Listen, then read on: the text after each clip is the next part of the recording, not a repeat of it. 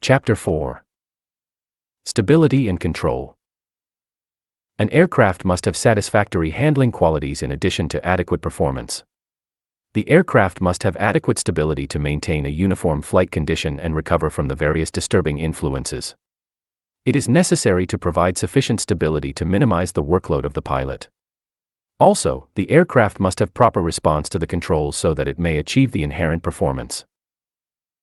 There are certain conditions of flight which provide the most critical requirements of stability and control, and these conditions must be understood and respected to accomplish safe and efficient operation of the aircraft. Definitions. Static stability.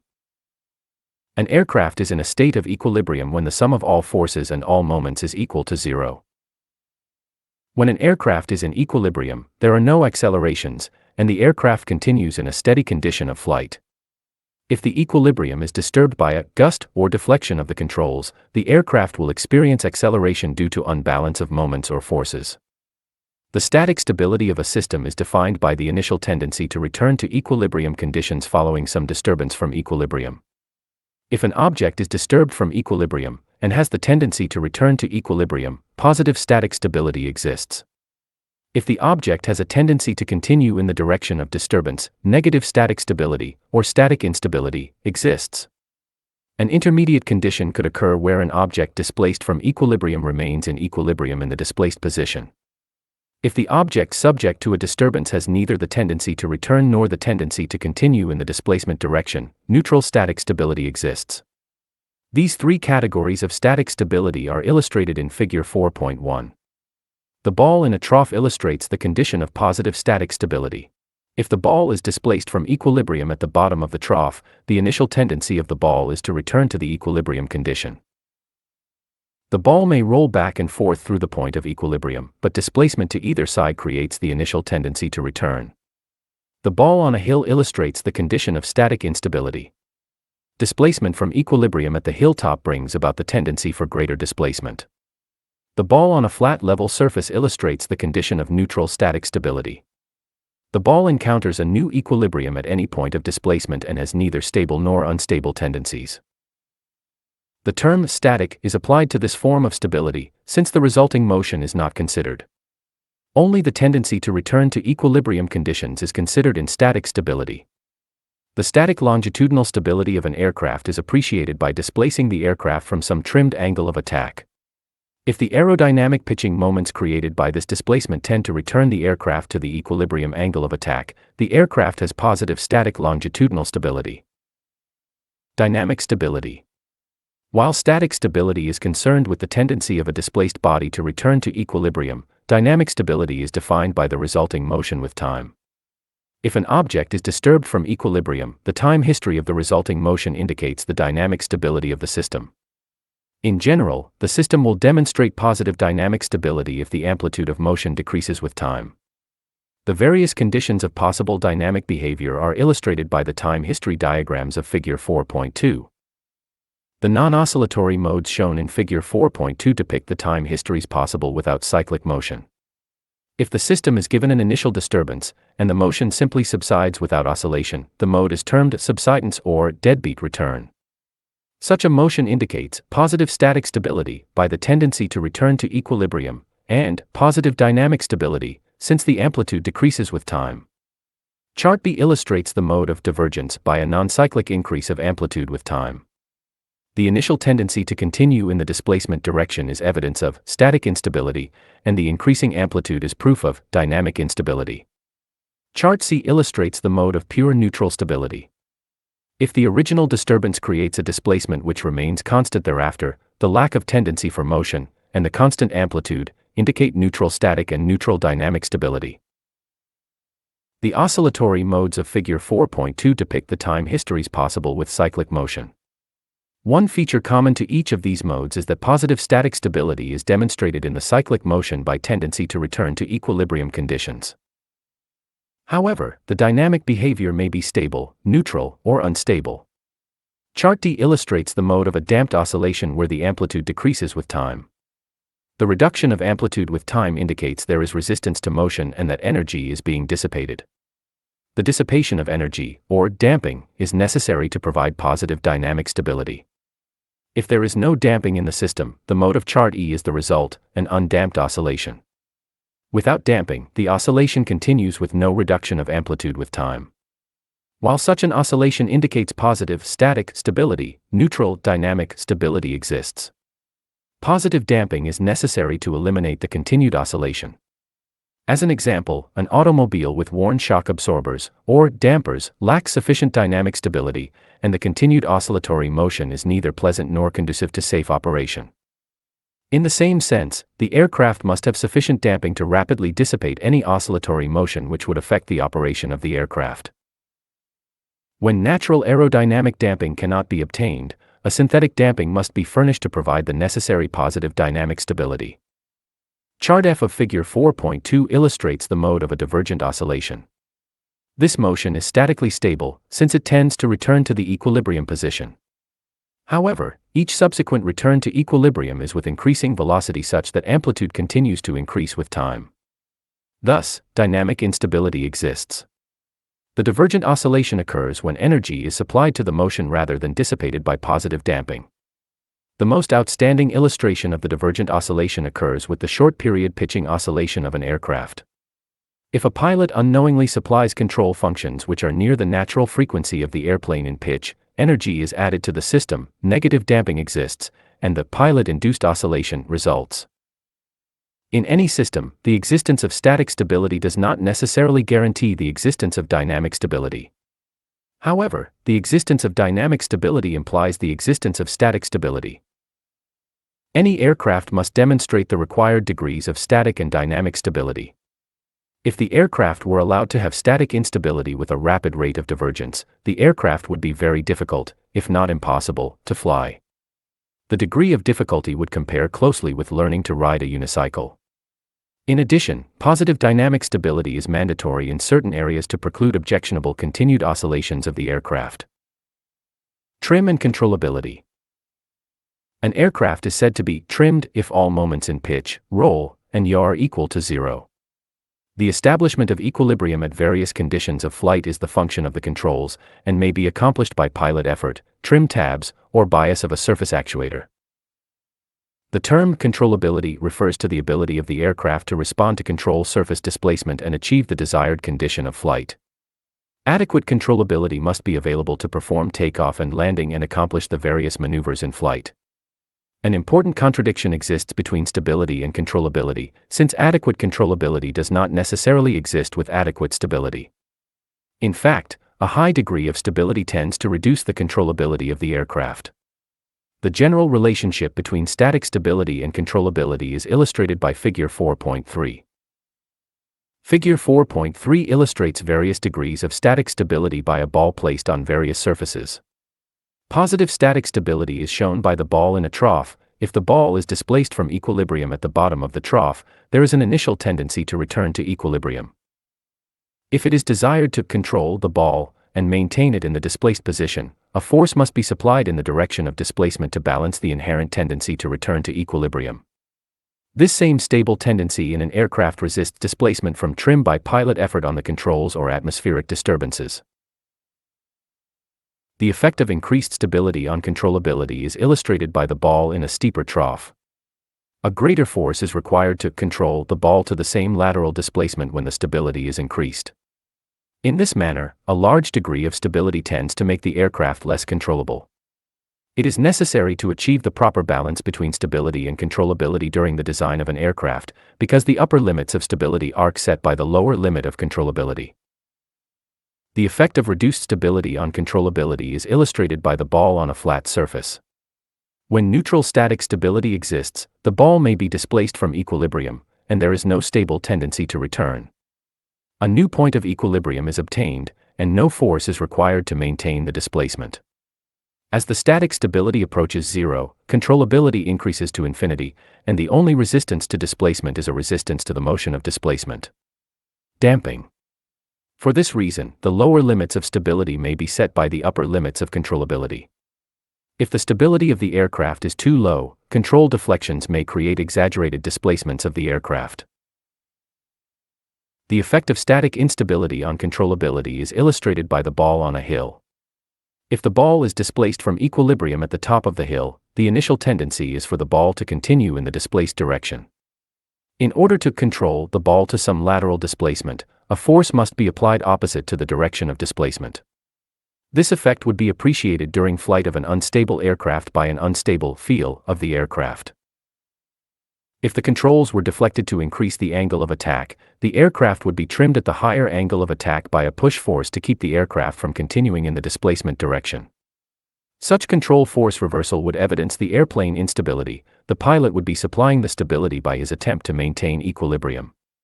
An unstable aircraft can be flown if the instability is slight with a low rate of divergence. Quick reactions, coupled with effective controls, can allow the pilot to cope with some degree of static instability.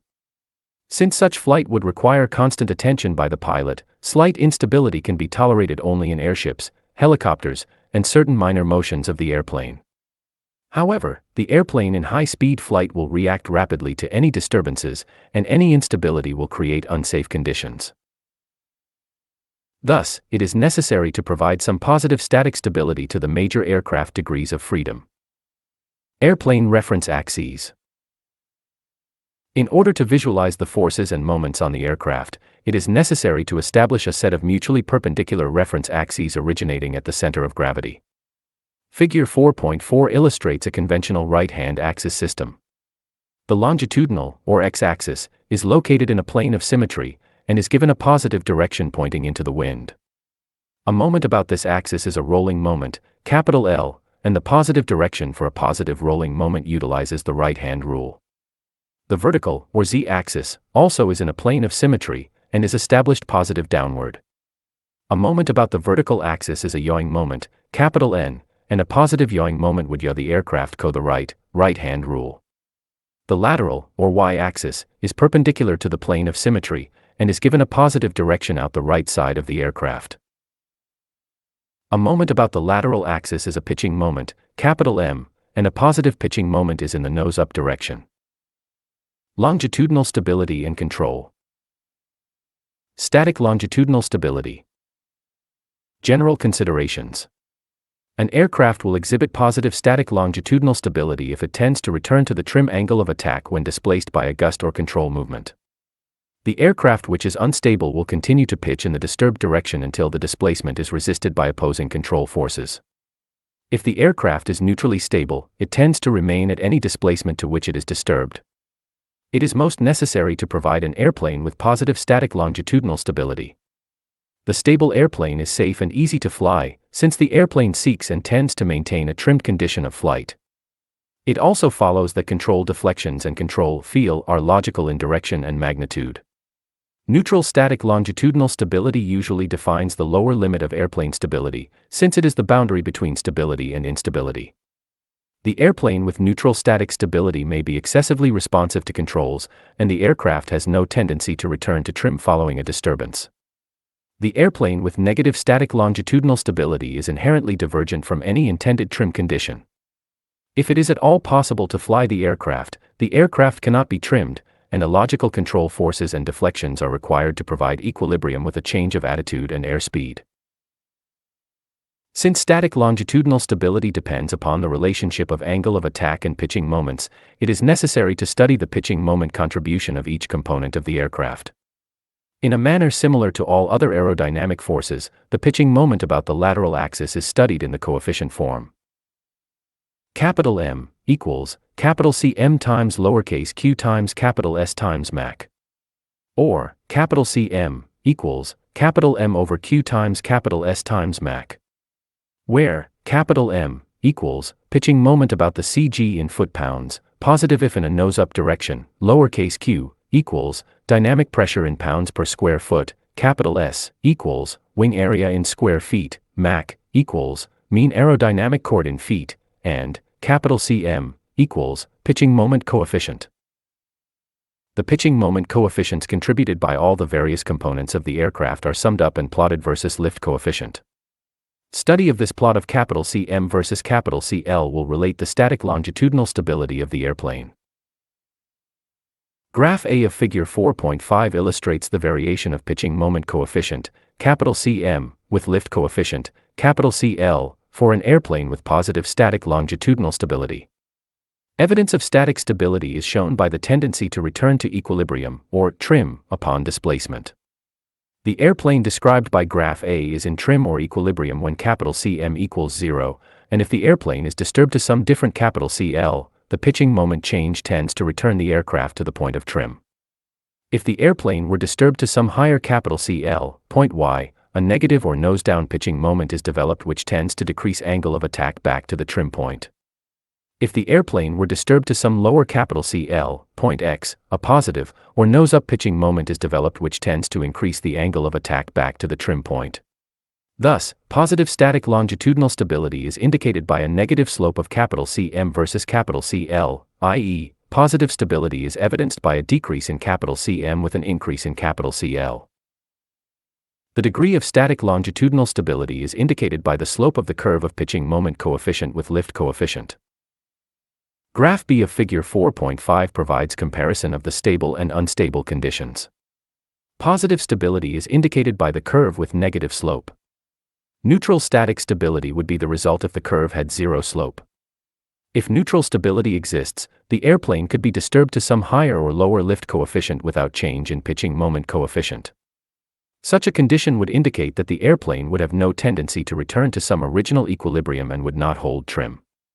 An airplane which demonstrates a positive slope of the CM versus CL curve would be unstable. If the unstable airplane were subject to any disturbance from equilibrium at the trim point, the changes in pitching moment would only magnify the disturbance. When the unstable airplane is disturbed to some higher CL, a positive change in CM occurs which would illustrate a tendency for continued, greater displacement. When the unstable airplane is disturbed to some lower CL, a negative change in CM takes place which tends to create continued displacement. Ordinarily, the static longitudinal stability of a conventional airplane configuration does not vary with lift coefficient. In other words, the slope of CM versus CL does not change with CL. However, if the airplane has sweepback, large contributions of power effects to stability, or significant changes in downwash at the horizontal tail, noticeable changes in static stability can occur at high lift coefficients. This condition is illustrated by graph C of figure 4.5. The curve of CM versus CL of this illustration shows a good, stable slope at low values of CL. Increasing CL affects a slight decrease in the negative slope, hence, a decrease in stability occurs. With continued increase in CL, the slope becomes zero, and neutral stability exists. Eventually, the slope becomes positive, and the airplane becomes unstable, or pitch-up results. Thus, at any lift coefficient, the static stability of the airplane is depicted by the slope of the curve of CM versus CL. Contribution of the component surfaces. The net pitching moment about the lateral axis is due to the contribution of each of the component surfaces acting in their appropriate flow fields. By study of the contribution of each component, the effect of each component on the static stability may be appreciated. It is necessary to recall that the pitching moment coefficient is defined as CM equals M over lowercase q times S times Mach. Thus, any pitching moment coefficient, regardless of source, has the common denominator of dynamic pressure, lowercase q, wing area, S, and wing mean aerodynamic chord, Mach. This common denominator is applied to the pitching moments contributed by the fuselage and nacelles, horizontal tail, and power effects, as well as pitching moments contributed by the wing. Wing. The contribution of the wing to stability depends primarily on the location of the aerodynamic center with respect to the airplane center of gravity. Generally, the aerodynamic center, or AC, is defined as the point on the wing mean aerodynamic chord where the wing pitching moment coefficient does not vary with lift coefficient. All changes in lift coefficient effectively take place at the wing aerodynamic center. Thus, if the wing experiences some change in lift coefficient, the pitching moment created will be a direct function of the relative location of the AC and CG. Since stability is evidenced by the development of restoring moments, the CG must be forward of the AC for the wing to contribute to positive static longitudinal stability. As shown in figure 4.6, a change in lift aft of the CG produces a stable restoring moment dependent upon the lever arm between the AC and CG. In this case, the wing contribution would be stable, and the curve of cm versus CL for the wing alone would have a negative slope. If the CG were located at the AC, CM would not vary with CL, since all changes in lift would take place at the CG. In this case, the wing's contribution to stability would be neutral. When the CG is located behind the AC, the wing's contribution is unstable, and the curve of CM versus CL for the wing alone would have a positive slope. Since the wing is the predominating aerodynamic surface of an airplane, any change in the wing contribution may produce a significant change in the airplane stability. This fact would be most apparent in the case of the flying wing or tailless airplane where the wing contribution determines the airplane stability. In order for the wing to achieve stability, the CG must be ahead of the AC. Also, the wing must have a positive pitching moment about the aerodynamic center to achieve trim at positive lift coefficients. The first chart of figure 4.7 illustrates that the wing which is stable will trim at a negative lift coefficient if the CM sub AC is negative. If the stable wing has a positive CM sub AC, it will then trim at a useful positive CL. The only means available to achieve trim at a positive CL with a wing which has a negative CM sub AC is an unstable CG position aft of the AC. As a result, the tailless aircraft cannot utilize high lift devices which incur any significant changes in CM sub AC. While the trim lift coefficient may be altered by a change in CG position, the resulting change in stability is undesirable and is unsatisfactory as a primary means of control. The variation of trim CL by deflection of control surfaces is usually more effective and is less inviting of disaster. The early attempts at manned flight led to this conclusion. When the aircraft is operating in subsonic flight, the AC of the wing remains fixed at the 25% chord station. When the aircraft is flown in supersonic flight, the AC of the wing will approach the 50% chord station. Such a large variation in the location of the AC can produce large changes in the wing contribution and greatly alter the airplane longitudinal stability. The second chart of figure 4.7 illustrates the change of wing contribution possible between subsonic and supersonic flight. The large increase in static stability in supersonic flight can incur high trim drag or require great control effectiveness to prevent reduction in maneuverability. Fuselage and nacelles. In most cases, the contribution of the fuselage and nacelles is destabilizing. A symmetrical body of revolution in the flow field of a perfect fluid develops an unstable pitching moment when given an angle of attack. In fact, an increase in angle of attack produces an increase in the unstable pitching moment without the development of lift. Figure 4.8 illustrates the pressure distribution which creates this unstable moment on the body of revolution. In the actual case of real subsonic flow, essentially the same effect is produced. An increase in angle of attack causes an increase in the unstable pitching moment, but a negligible increase in lift. An additional factor for consideration is the influence of the induced flow field of the wing. As illustrated in figure 4.8, the upwash ahead of the wing increases the destabilizing influence from the portions of the fuselage and nacelles ahead of the wing. The downwash behind the wing reduces the destabilizing influence from the portions of the fuselage and nacelles aft of the wing. Hence, the location of the fuselage and nacelles relative to the wing is important in determining the contribution to stability. The body of revolution in supersonic flow can develop lift of a magnitude which cannot be neglected. When the body of revolution in supersonic flow is given an angle of attack, a pressure distribution typical of figure 4.8 is the result. Since the center of pressure is well forward, the body contributes a destabilizing influence. As is usual with supersonic configurations, the fuselage and nacelles may be quite large in comparison with the wing area, and the contribution to stability may be large. Interaction between the wing and fuselage and nacelles deserves consideration in several instances. Body upwash and variation of local Mach number can influence the wing lift, while lift carryover and downwash can affect the fuselage and nacelle forces and moments. Horizontal tail. The horizontal tail usually provides the greatest stabilizing influence of all the components of the airplane. To appreciate the contribution of the horizontal tail to stability, inspect figure 4.9. If the airplane is given a change in angle of attack, a change in tail lift will occur at the aerodynamic center of the tail. An increase in lift at the horizontal tail produces a negative moment about the airplane CG and tends to return the airplane to the trim condition. While the contribution of the horizontal tail to stability is large, the magnitude of the contribution is dependent upon the change in tail lift, and the lever arm of the surface. It is obvious that the horizontal tail will produce a stabilizing effect only when the surface is aft of the CG. For this reason, it would be inappropriate to refer to the forward surface of a canard, tail-first, configuration as a horizontal stabilizer. In a logical sense, the horizontal stabilizer must be aft of the CG and, generally speaking, the farther aft, the greater the contribution to stability. Many factors influence the change in tail lift which occurs with a change in airplane angle of attack. The area of the horizontal tail has the obvious effect that a large surface would generate a large change in lift. In a similar manner, the change in tail lift would depend on the slope of the lift curve for the horizontal tail. Thus, aspect ratio, taper, sweepback, and Mach number would determine the sensitivity of the surface to changes in angle of attack. It should be appreciated that the flow at the horizontal tail is not of the same flow direction or dynamic pressure as the free stream. Due to the wing wake, fuselage boundary layer, and power effects, the lowercase q at the horizontal tail may be greatly different from the lowercase q of the free stream. In most instances, the lowercase q at the tail is usually less, and this reduces the efficiency of the tail. When the airplane is given a change in angle of attack, the horizontal tail does not experience the same change in angle of attack as the wing. Because of the increase in downwash behind the wing, the horizontal tail will experience a smaller change in angle of attack.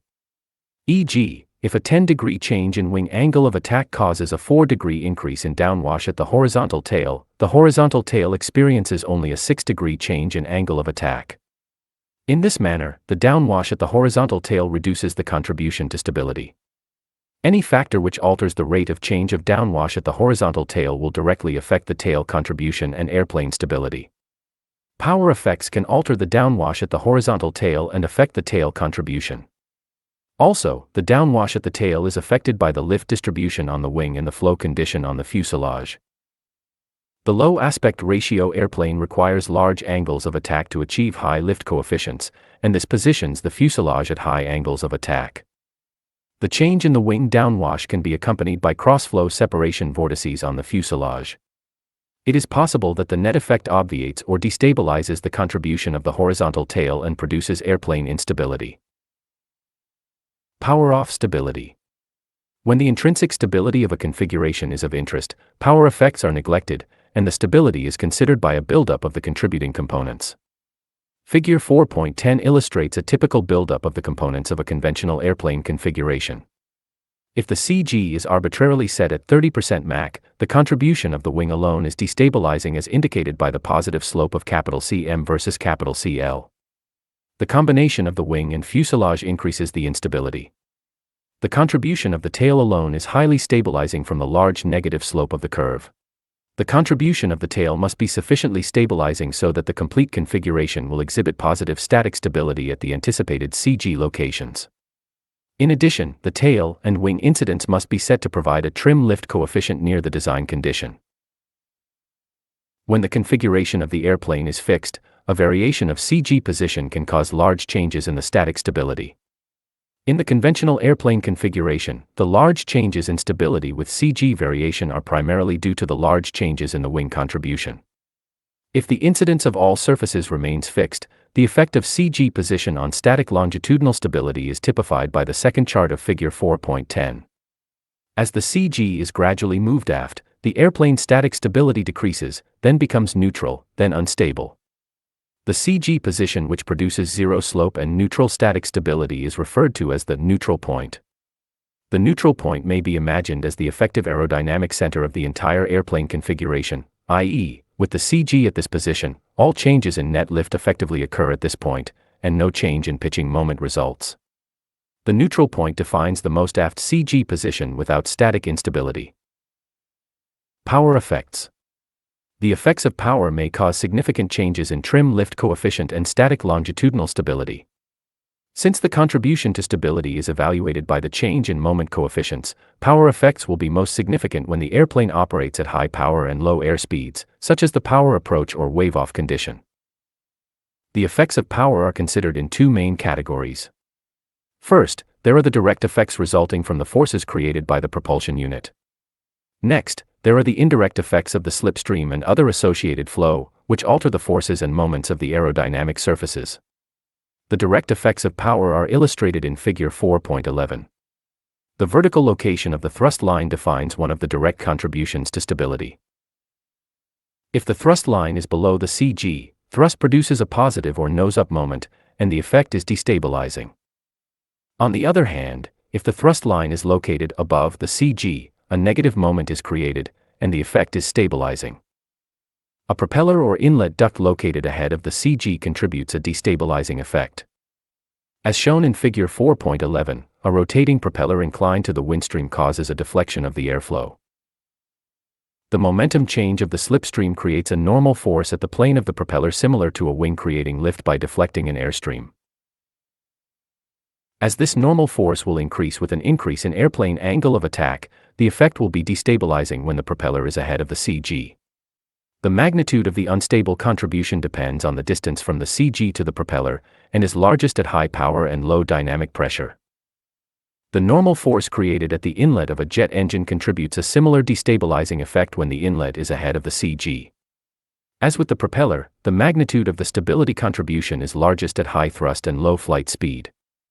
The indirect effects of power are of greatest concern in the propeller-powered airplane rather than the jet-powered airplane. As shown in Figure 4.12, the propeller-powered airplane creates slipstream velocities on the various surfaces which are different from the flow field typical of power-off flight.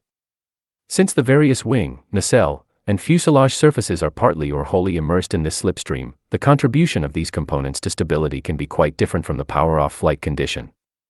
Ordinarily, the change of fuselage and nacelle contribution with power is relatively small. The added lift on the portion of the wing immersed in the slipstream requires that the airplane operate at a lower angle of attack to produce the same effective lift coefficient. Generally, this reduction in angle of attack to affect the same CL reduces the tail contribution to stability. However, the increase in dynamic pressure at the tail tends to increase the effectiveness of the tail, and may be a stabilizing effect. The magnitude of this contribution due to the slipstream velocity on the tail will depend on the CG position and trim lift coefficient. The deflection of the slipstream by the normal force at the propeller tends to increase the downwash at the horizontal tail and reduce the contribution to stability. Essentially, the same destabilizing effect is produced by the flow induced at the exhaust of the jet power plant. Ordinarily, the induced flow at the horizontal tail of a jet airplane is slight, and is destabilizing when the jet passes underneath the horizontal tail. The magnitude of the indirect power effects on stability tends to be greatest at high CL, high power, and low flight speeds. The combined direct and indirect power effects contribute to a general reduction of static stability at high power, high CL, and low q. It is generally true that any airplane will experience the lowest level of static longitudinal stability under these conditions. Because of the greater magnitude of both direct and indirect power effects, the propeller-powered airplane usually experiences a greater effect than the jet-powered airplane. An additional effect on stability can be from the extension of high-lift devices. The high-lift devices tend to increase downwash at the tail and reduce the dynamic pressure at the tail, both of which are destabilizing. However, the high-lift devices may prevent an unstable contribution of the wing at high CL. While the effect of high-lift devices depends on the airplane configuration, the usual effect is destabilizing. Hence, the airplane may experience the most critical forward neutral point during the power approach or wave-off. During these conditions of flight, the static stability is usually the weakest, and particular attention must be given to precise control of the airplane. The power-on neutral point may set the most aft limit of CG position. Control force stability. The static longitudinal stability of an airplane is defined by the tendency to return to equilibrium upon displacement. In other words, the stable airplane will resist displacement from trim or equilibrium. The control forces of the airplane should reflect the stability of the airplane, and provide suitable reference for precise control of the airplane. The effect of elevator deflection on pitching moments is illustrated by the first graph of Figure 4.13. If the elevators of the airplane are fixed at zero deflection, the resulting line of CM versus CL for 0 degrees depicts the static stability and trim lift coefficient. If the elevators are fixed at a deflection of 10 degrees up, the airplane's static stability is unchanged, but the trim lift coefficient is increased. A change in elevator or stabilizer position does not alter the tail contribution to stability, but the change in pitching moment will alter the lift coefficient at which equilibrium will occur. As the elevator is fixed in various positions, equilibrium, or trim, will occur at various lift coefficients, and the trim CL can be correlated with elevator deflection as in the second graph of figure 4.13. When the CG position of the airplane is fixed, each elevator position corresponds to a particular trim lift coefficient. As the CG is moved aft, the slope of this line decreases, and the decrease in stability is evident by a given control displacement causing a greater change in trim lift coefficient. This is evidence that decreasing stability causes increased controllability and, of course, increasing stability decreases controllability. If the CG is moved aft until the line of trim CL versus elevator deflection has zero slope, neutral static stability is obtained, and the stick-fixed neutral point is determined. Since each value of lift coefficient corresponds to a particular value of dynamic pressure required to support an airplane in level flight, trim airspeed can be correlated with elevator deflection, as in the third graph of figure 4.13. If the CG location is ahead of the stick-fixed neutral point and control position is directly related to surface deflection, the airplane will give evidence of stick position stability. In other words, the airplane will require the stick to be moved aft to increase the angle of attack and trim at a lower airspeed, and to be moved forward to decrease the angle of attack and trim at a higher airspeed. To be sure, it is desirable to have an airplane demonstrate this feature. If the airplane were to have stick position instability, the airplane would require the stick to be moved aft to trim at a higher airspeed or to be moved forward to trim at a lower airspeed. There may be slight differences in the static longitudinal stability if the elevators are allowed to float free. If the elevators are allowed to float free as in hands-off flight, the elevators may have a tendency to float or streamline when the horizontal tail is given a change in angle of attack. If the horizontal tail is subject to an increase in angle of attack, and the elevators tend to float up, the change in lift on the tail is less than if the elevators remain fixed, and the tail contribution to stability is reduced. Thus, the stick-free stability of an airplane is usually less than the stick-fixed stability. A typical reduction of stability by free elevators is shown in figure 4.14a, where the airplane, stick-free, demonstrates a reduction of the slope of CM versus CL. While aerodynamic balance may be provided to reduce control forces, proper balance of the surfaces will reduce floating and prevent great differences between stick-fixed and stick-free stability. The greatest floating tendency occurs when the surface is at a high angle of attack.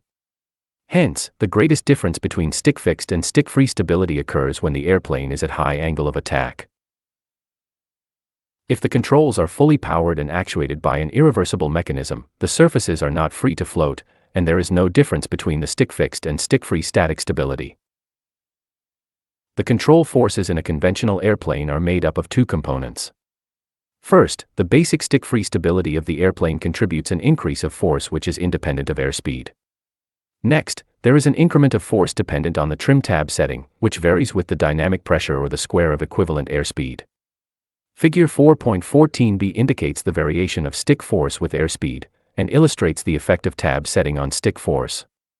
In order to trim the airplane at point 1, a certain amount of up elevator is required, and zero stick force is obtained with the use of the tab. To trim the airplane for higher speeds corresponding to points 2 and 3, less and less nose-up tab is required. Note that when the airplane is properly trimmed, a push force is required to increase airspeed, and a pull force is required to decrease airspeed. In this manner, the airplane would indicate positive stick force stability with a stable feel for airspeed. If the airplane were given a large nose-down tab setting, the pull force would increase with airspeed. This fact points out the possibility of feel as not being a true indication of airplane static stability. If the CG of the airplane were varied while maintaining trim at a constant airspeed, the effect of CG position on stick force stability could be appreciated. As illustrated in figure 4.14c, moving the CG aft decreases the slope of the line of stick force through the trim speed. Thus, decreasing stick force stability is evident in that smaller stick forces are necessary to displace the airplane from the trim speed. When the stick force gradient, or slope, becomes zero, the CG is at the stick-free neutral point, and neutral stability exists. If the CG is aft of the stick-free neutral point, stick force instability will exist, e.g. the airplane will require a push force at a lower speed or a pull force at a higher speed. It should be noted that the stick force gradient is low at low airspeeds, and, when the airplane is at low speeds, high power, and a CG position near the aft limit, the feel for airspeed will be weak. Control system friction can create very undesirable effects on control forces. Figure 4.14d illustrates that the control force versus airspeed is a band rather than a line. A wide friction force band can completely mask the stick force stability when the stick force stability is low. Modern flight control systems require precise maintenance to minimize the friction force band and preserve proper feel to the airplane. Maneuvering stability. When an airplane is subject to a normal acceleration, the flight path is curved, and the airplane is subject to a pitching velocity. Because of the pitching velocity in maneuvering flight, the longitudinal stability of the airplane is slightly greater than in steady flight conditions. When an airplane is subject to a pitching velocity at a given lift coefficient, the airplane develops a pitching moment resisting the pitch motion, which adds to the restoring moment from the basic static stability. The principal source of this additional pitching moment is illustrated in Figure 4.15. During a pull-up, the airplane is subject to an angular rotation about the lateral axis, and the horizontal tail will experience a component of wind due to the pitching velocity. The vector addition of this component velocity to the flight velocity provides a change in angle of attack for the tail, and the change in lift on the tail creates a pitching moment resisting the pitching motion. Since the pitching moment opposes the pitching motion, but is due to the pitching motion, the effect is a damping in pitch. Of course, the other components of the airplane may develop resisting moments and contribute to pitch damping, but the horizontal tail is usually the largest contribution. The added pitching moment from pitch damping will affect a higher stability in maneuvers than is apparent in steady flight. From this consideration, the neutral point for maneuvering flight will be aft of the neutral point for unaccelerated flight and, in most cases, will not be a critical item. If the airplane demonstrates static stability in unaccelerated flight, it will most surely demonstrate stability in maneuvering flight. The most direct appreciation of the maneuvering stability of an airplane is obtained from a plot of stick force versus load factor, such as shown in Figure 4.15. The airplane with positive maneuvering stability should demonstrate a steady increase in stick force with increase in load factor or G. The maneuvering stick force gradient or stick force per G must be positive, but should be of the proper magnitude. The stick force gradient must not be excessively high, or the airplane will be difficult and tiring to maneuver. Also, the stick force gradient must not be too low, or the airplane may be overstressed inadvertently when light control forces exist. A maneuvering stick force gradient of 3 to 8 pounds per G is satisfactory for most fighter and attack airplanes. A large patrol or transport type airplane would ordinarily show a much higher maneuvering stick force gradient because of the lower limit load factor. When the airplane has high static stability, the maneuvering stability will be high, and a high stick force gradient will result. A possibility exists that the forward CG limit could be set to prevent an excessively high maneuvering stick force gradient.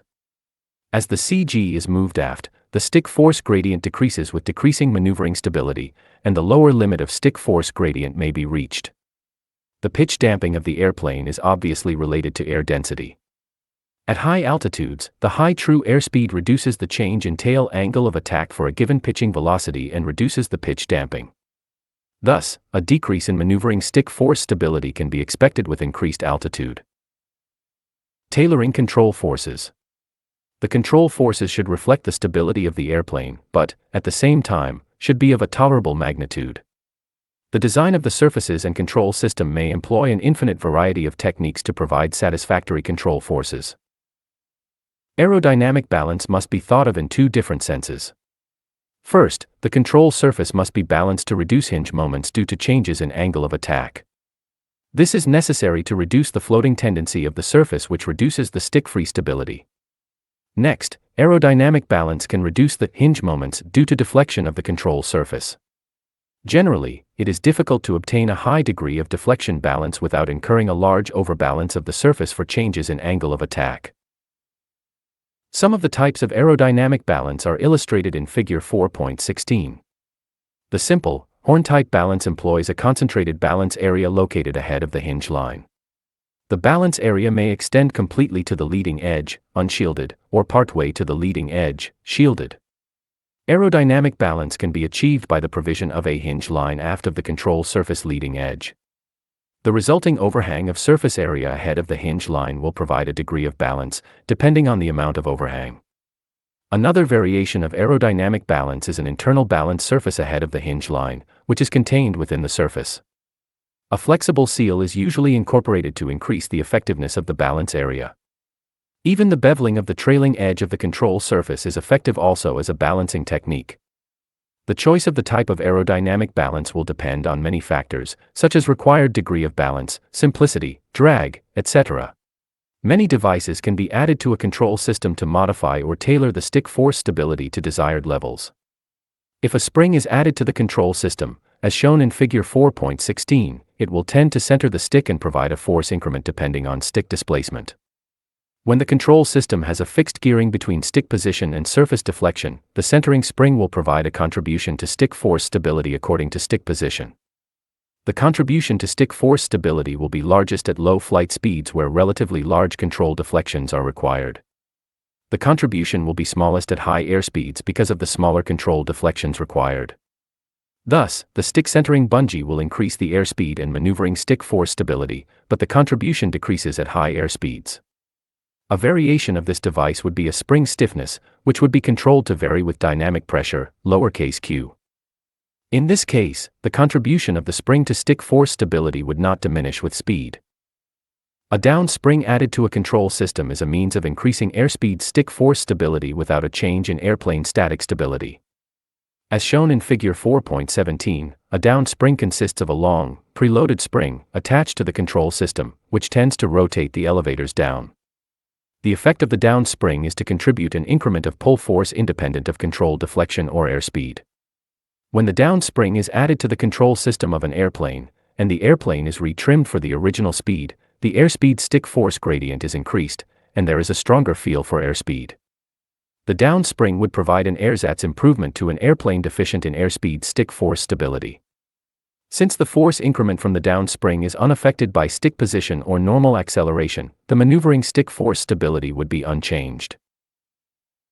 The bob weight is an effective device for improving stick force stability. As shown in Figure 4.17, the bob weight consists of an eccentric mass attached to the control system which, in unaccelerated flight, contributes an increment of pull force identical to the down spring. In fact, a bob weight added to the control system of an airplane produces an effect identical to the down spring. The bob weight will increase the airspeed stick force gradient and increase the feel for airspeed. A bob weight will have an effect on the maneuvering stick force gradient, since the bob weight mass is subjected to the same acceleration as the airplane. Thus, the bob weight will provide an increment of stick force in direct proportion to the maneuvering acceleration of the airplane. Because of the linear contribution of the bob weight can be applied to increase the maneuvering stick force stability if the basic airplane has too low a value or develops a decreasing gradient at high lift coefficients. The example of the bob weight is useful to point out the effect of the control system distributed masses. All carrier aircraft must have the control system mass balance to prevent undesirable control forces from the longitudinal accelerations during catapult launching. Various control surface tab devices can be utilized to modify control forces. Since the deflection of a tab is so powerful in creating hinge moments on a control surface, the possible application of tab devices is almost without limit. The basic trim tab arrangement is shown in Figure 4.18, where a variable linkage connects the tab and the control surface. Extension or contraction of this linkage will deflect the tab relative to the control surface and create a certain change in hinge moment coefficient. The use of the trim tab will allow the pilot to reduce the hinge moment to 0 and trim the control forces to 0 for a given flight condition. Of course, the trim tab should have adequate effectiveness so that control forces can be trimmed out throughout the flight speed range. The lagging tab arrangement shown in Figure 4.18 employs a linkage between the fixed surface and the tab surface. The geometry is such that upward deflection of the control surface displaces the tab down relative to the control surface. Such relative displacement of the tab will aid in deflection of the control surface and, thus, reduce the hinge moments due to deflection. An obvious advantage of this device is the reduction of deflection hinge moments without a change in aerodynamic balance. The leading tab arrangement shown in Figure 4.18 also employs a linkage between the fixed surface and the tab surface. However, the geometry of the linkage is such that upward deflection of the control surface displaces the tab up relative to the control surface. This relationship serves to increase the control surface hinge moments due to deflection of the surface. The servo tab shown in Figure 4.18 utilizes a horn which has no direct connection to the control surface and is free to pivot about the hinge axis. However, a linkage connects this free horn to the tab surface.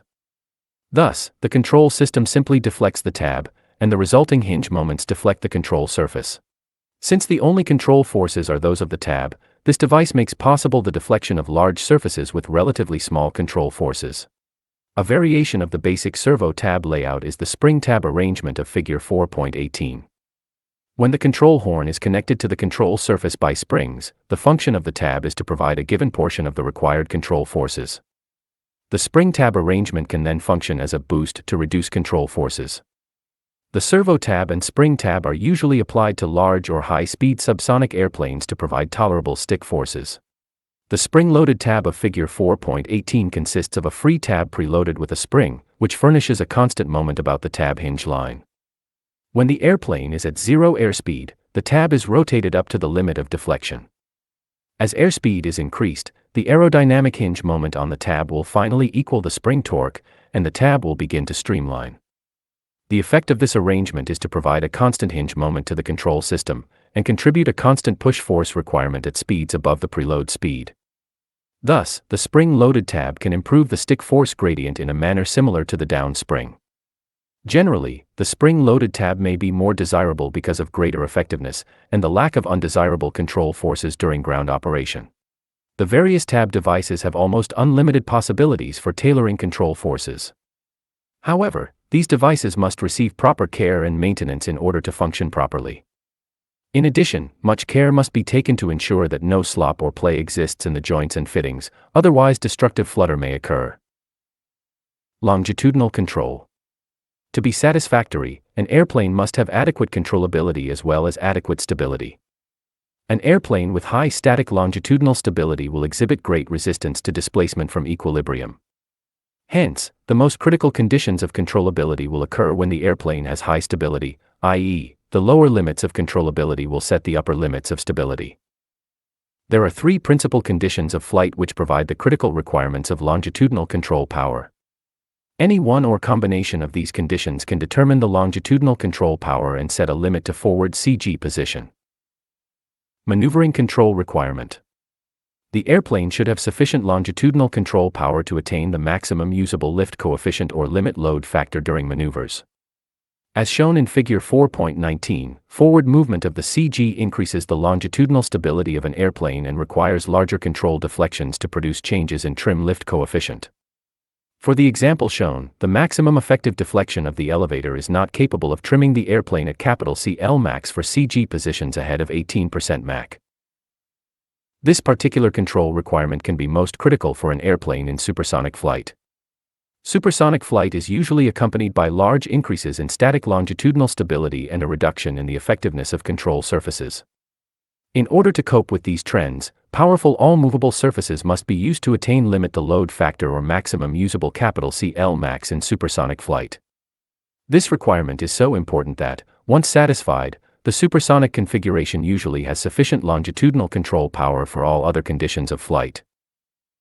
Takeoff control requirement.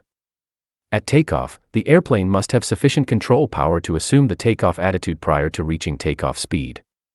Generally, for airplanes with tricycle landing gear, it is desirable to have at least sufficient control power to attain the takeoff attitude at 80% of the stall speed for propeller airplanes, or 90% of the stall speed for jet airplanes.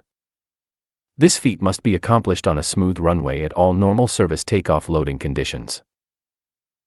Figure 4.19 illustrates the principal forces acting on an airplane during takeoff roll. When the airplane is in the 3-point attitude at some speed less than the stall speed, the wing lift will be less than the weight of the airplane. As the elevators must be capable of rotating to the takeoff attitude, the critical condition will be with zero load on the nose wheel, and the net of lift and weight supported on the main gear. Rolling friction resulting from the normal force on the main gear creates an adverse nose-down moment. Also, the center of gravity ahead of the main gear contributes a nose-down moment, and this consideration could decide the most aft location of the main landing gear during design. The wing may contribute a large nose-down moment when flaps are deflected, but this effect may be countered by a slight increase in downwash at the tail. To balance these nose-down moments, the horizontal tail should be capable of producing sufficient nose-up moment to attain the takeoff attitude at the specified speeds. The propeller airplane at takeoff power may induce considerable slipstream velocity at the horizontal tail, which can provide an increase in the efficiency of the surface. The jet airplane does not experience a similar magnitude of this effect, since the induced velocities from the jet are relatively small compared to the slipstream velocities from a propeller. Landing control requirement.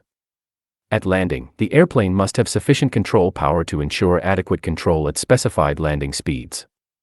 Adequate landing control is usually assured if the elevators are capable of holding the airplane just off the runway at 105% of the stall speed. Of course, the most critical requirement will exist when the CG is in the most forward position, flaps are fully extended, and power is set at idle. This configuration will provide the most stable condition, which is most demanding of controllability. The full deflection of flaps usually provides the greatest wing diving moment, and idle power will produce the most critical, least dynamic pressure at the horizontal tail. The landing control requirement has one particular difference from the maneuvering control requirement of free flight. As the airplane approaches the ground surface, there will be a change in the three-dimensional flow of the airplane due to ground effect. A wing in proximity to the ground plane will experience a decrease in tip vortices and downwash at a given lift coefficient. The decrease in downwash at the tail tends to increase the static stability and produce a nose-down moment from the reduction in download on the tail. Thus, the airplane just off the runway surface will require additional control deflection to trim at a given lift coefficient, and the landing control requirement may be critical in the design of longitudinal control power. As an example of ground effect, a typical propeller-powered airplane may require as much as 15 degrees more up elevator to trim at CL max in ground effect than in free flight away from the ground plane. Because of this effect, many airplanes have sufficient control power to achieve full stall out of ground effect, but do not have the ability to achieve full stall when in close proximity to the ground. In some cases, the effectiveness of the control surface is adversely affected by the use of trim tabs. If trim tabs are used to excess in trimming stick forces, the effectiveness of the elevator may be reduced to hinder landing or takeoff control. Each of the three principal conditions requiring adequate longitudinal control are critical for high static stability. If the forward CG limit is exceeded, the airplane may encounter a deficiency of controllability in any of these conditions. Thus, the forward CG limit is set by the minimum permissible controllability, while the aft CG limit is set by the minimum permissible stability. Longitudinal dynamic stability. All previous considerations of longitudinal stability have been concerned with the initial tendency of the airplane to return to equilibrium when subjected to a disturbance. The considerations of longitudinal dynamic stability are concerned with time history response of the airplane to these disturbances, i.e., the variation of displacement amplitude with time following a disturbance. From previous definition, dynamic stability will exist when the amplitude of motion decreases with time, and dynamic instability will exist if the amplitude increases with time. Of course, the airplane must demonstrate positive dynamic stability for the major longitudinal motions. In addition, the airplane must demonstrate a certain degree of longitudinal stability by reducing the amplitude of motion at a certain rate. The required degree of dynamic stability is usually specified by the time necessary for the amplitude to reduce to 1/2 the original value, the time to damp to half amplitude. The airplane in free flight has 6 degrees of freedom. Rotation in roll, pitch, and yaw, and translation in the horizontal, vertical, and lateral directions. In the case of longitudinal dynamic stability, the degrees of freedom can be limited to pitch rotation, vertical translation, and horizontal translation. Since the airplane is usually symmetrical from port to starboard, there will be no necessity for consideration of coupling between longitudinal and lateral directional motions. Thus, the principal variables in the longitudinal motion of an airplane will be 1. The pitch attitude of the airplane. 2. The angle of attack, which will differ from the pitch attitude by the inclination of the flight path. 3. The flight velocity, and 4. The displacement or deflection of the elevator when the stick-free condition is considered. The longitudinal dynamic stability of an airplane generally consists of 3 basic modes, or manners, of oscillation. While the longitudinal motion of the airplane may consist of a combination of these modes, the characteristics of each mode are sufficiently distinct that each oscillatory tendency may be studied separately. The first mode of dynamic longitudinal stability consists of a very long period oscillation referred to as the phugoid. The phugoid or long period oscillation involves noticeable variations in pitch attitude, altitude, and airspeed, but nearly constant angle of attack.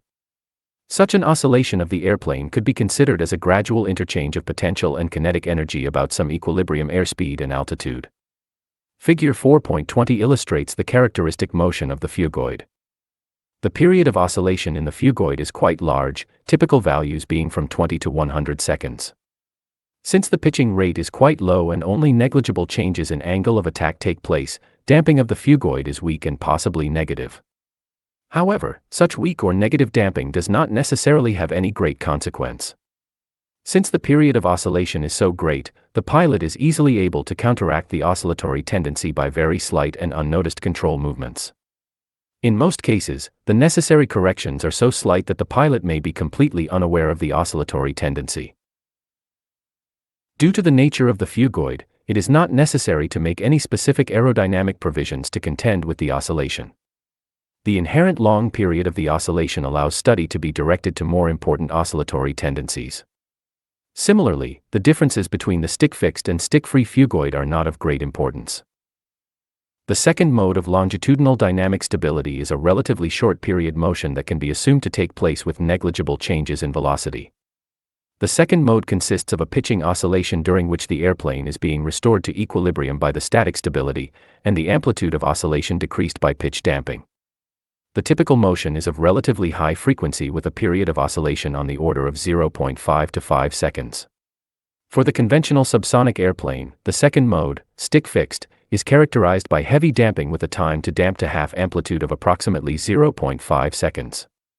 Usually, if the airplane has static stability, stick-fixed, the pitch damping contributed by the horizontal tail will assume sufficient dynamic stability for the short period oscillation. However, the second mode, stick-free, has the possibility of weak damping or unstable oscillations. This is the case where static stability does not automatically imply adequate dynamic stability. The second mode, stick-free, is essentially a coupling of motion between the airplane's short-period pitching motion and elevator in rotation about the hinge line. Extreme care must be taken in the design of the control surfaces to ensure dynamic stability for this mode. The elevators must be statically balanced about the hinge line, and aerodynamic balance must be within certain limits. Control system friction must be minimized as it contributes to the oscillatory tendency.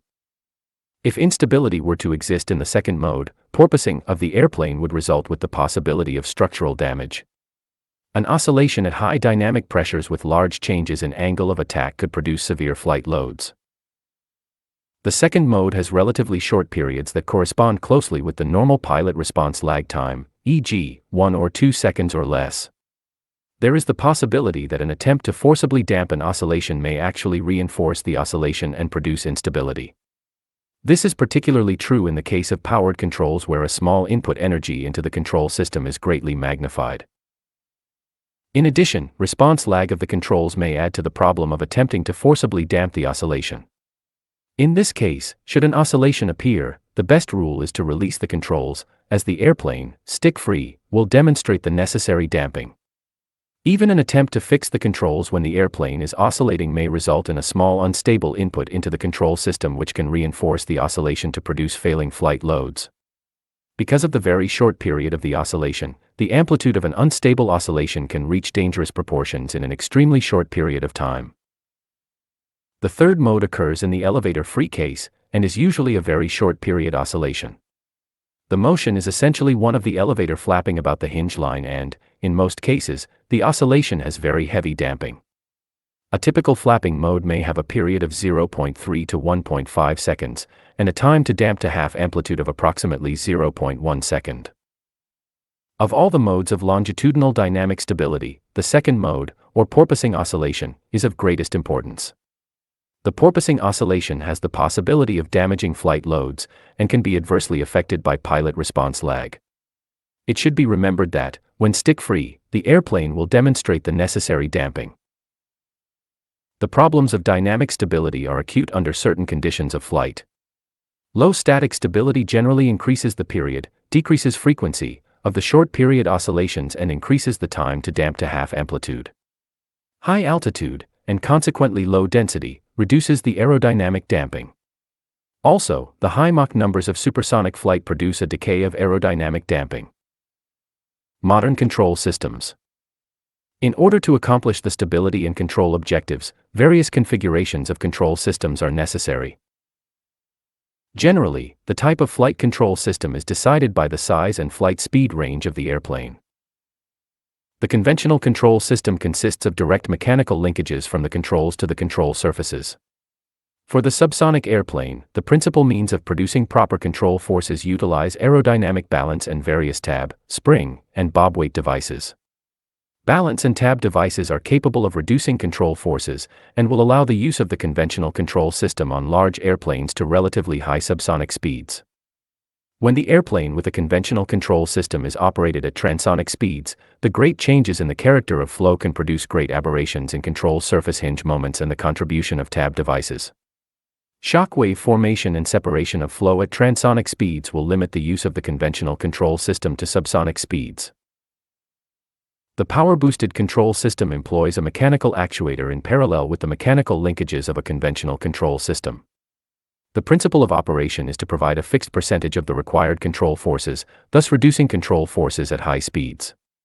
The power-boosted control system requires a hydraulic actuator with a control valve which supplies boost force in fixed proportion to control force. Thus, the pilot is given an advantage by the boost ratio to assist in deflecting the control surface, e.g., with a boost ratio of 14, the actuator provides 14 pounds of force for each 1 pound of stick force.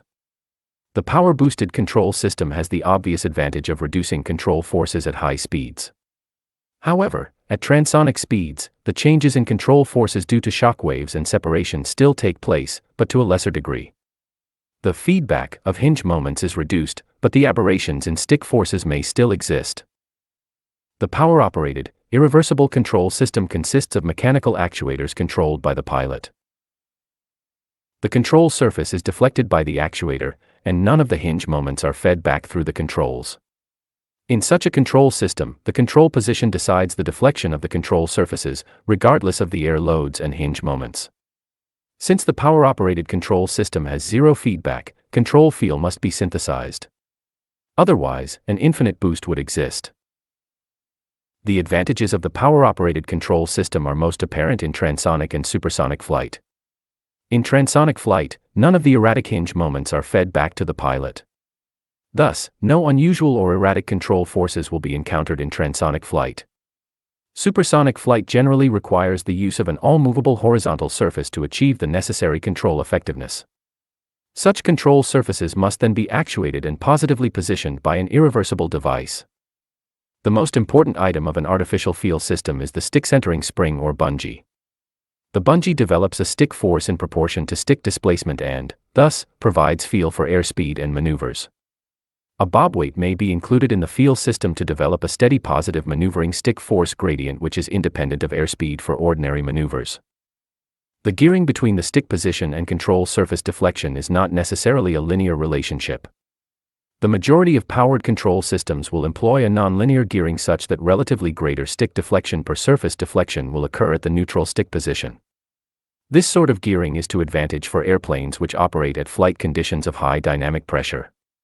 Since the airplane at high lowercase q is very sensitive to small deflections of the control surface, the nonlinear gearing provides higher stick force stability with less sensitive control movements than the system with a linear gearing. Figure 4.21 illustrates a typical linear and nonlinear control system gearing. The second chart of Figure 4.21 illustrates the typical control system stick force variation with control surface deflection. While it is desirable to have a strong centering of the stick near the neutral position, the amount of force required to create an initial displacement must be reasonable. If the control system breakout forces are too high, precise control of the airplane at high speeds is difficult. As the solid friction of the control system contributes to the breakout forces, proper maintenance of the control system is essential. Any increase in control system friction can create unusual and undesirable control forces. The trim of the powered control system is essentially any device to produce zero control force for a given control surface deflection. One system may trim off bungee force at a given stick position, while another system may trim by returning the stick to neutral position. Flight at high supersonic Mach numbers might require a great variety of devices in the longitudinal control system. The deterioration of pitch damping with Mach number may require that dynamic stability be obtained synthetically by pitch dampers in the control system. The response of the airplane to longitudinal control may be adversely affected by flight at high dynamic pressures. In such conditions of flight, stick forces must be adequate to prevent an induced oscillation. Stick forces must relate the transients of flight as well as the steady-state conditions. Such a contribution to control system forces may be provided by a pitching acceleration bob weight and a control system viscous damper. Directional stability and control. Directional stability.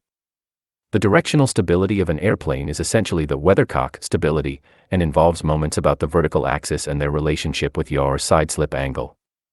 An airplane which has static directional stability would tend to return to an equilibrium when subjected to some disturbance from equilibrium. Evidence of static directional stability would be the development of yawing moments which tend to restore the airplane to equilibrium. Definitions. The axis system of an airplane will define a positive yawing moment, capital N, as a moment about the vertical axis which tends to rotate the nose to the right. As in other aerodynamic considerations, it is convenient to consider yawing moments in the coefficient form so that static stability can be evaluated independent of weight, altitude, speed, etc. The yawing moment, capital N, is defined in the coefficient form by the following equation. Capital N equals capital C sub lowercase n times lowercase q times capital S times lowercase b, or capital C sub lowercase n equals capital N over lowercase q times capital S times lowercase b, where capital N equals yawing moment in foot-pounds, positive to the right, lowercase q equals dynamic pressure in pounds per square foot, capital S equals wing area in square feet, lowercase b equals wingspan in feet, and capital C sub lowercase n equals yawing moment coefficient, positive to the right. The yawing moment coefficient, capital C sub lowercase n, is based on the wing dimensions, capital S and lowercase b, as the wing is the characteristic surface of the airplane. The yaw angle of an airplane relates the displacement of the airplane centerline from some reference azimuth, and is assigned the shorthand notation lowercase psi. A positive yaw angle occurs when the nose of the airplane is displaced to the right of the azimuth direction. The definition of side slip angle involves a significant difference. Side slip angle relates the displacement of the airplane centerline from the relative wind rather than some reference azimuth. Side slip angle is provided the shorthand notation lowercase beta, and is positive when the relative wind is displaced to the right of the airplane centerline. Figure 4.22 illustrates the definitions of side slip and yaw angles. The side slip angle, lowercase beta, is essentially the directional angle of attack of the airplane and is the primary reference in lateral stability as well as directional stability considerations. The yaw angle, lowercase psi, is a primary reference for wind tunnel tests and time history motion of an airplane. From the definitions, there is no direct relationship between lowercase beta and lowercase psi for an airplane in free flight, e.g., an airplane flown through a 360-degree turn has yawed 360 degrees, but sideslip may have been 0 throughout the entire turn. Since the airplane has no directional sense, static directional stability of the airplane is appreciated by response to sideslip. The static directional stability of an airplane can be illustrated by a graph of yawing moment coefficient, capital C sub lowercase n, versus sideslip angle, lowercase beta, such as shown in figure 4.22.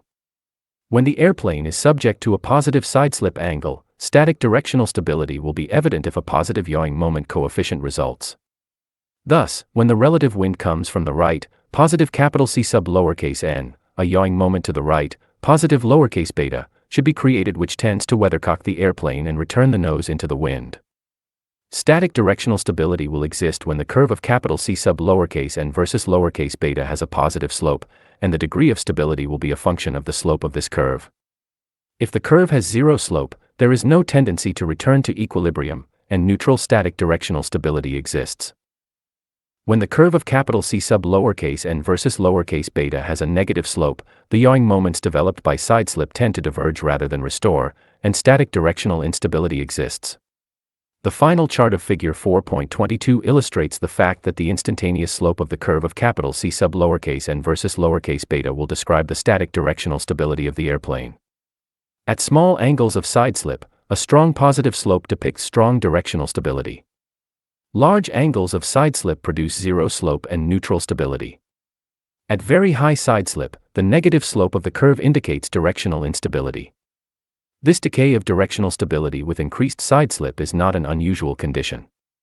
However, directional instability should not occur at the angles of side slip of ordinary flight conditions. Static directional stability must be in evidence for all the critical conditions of flight.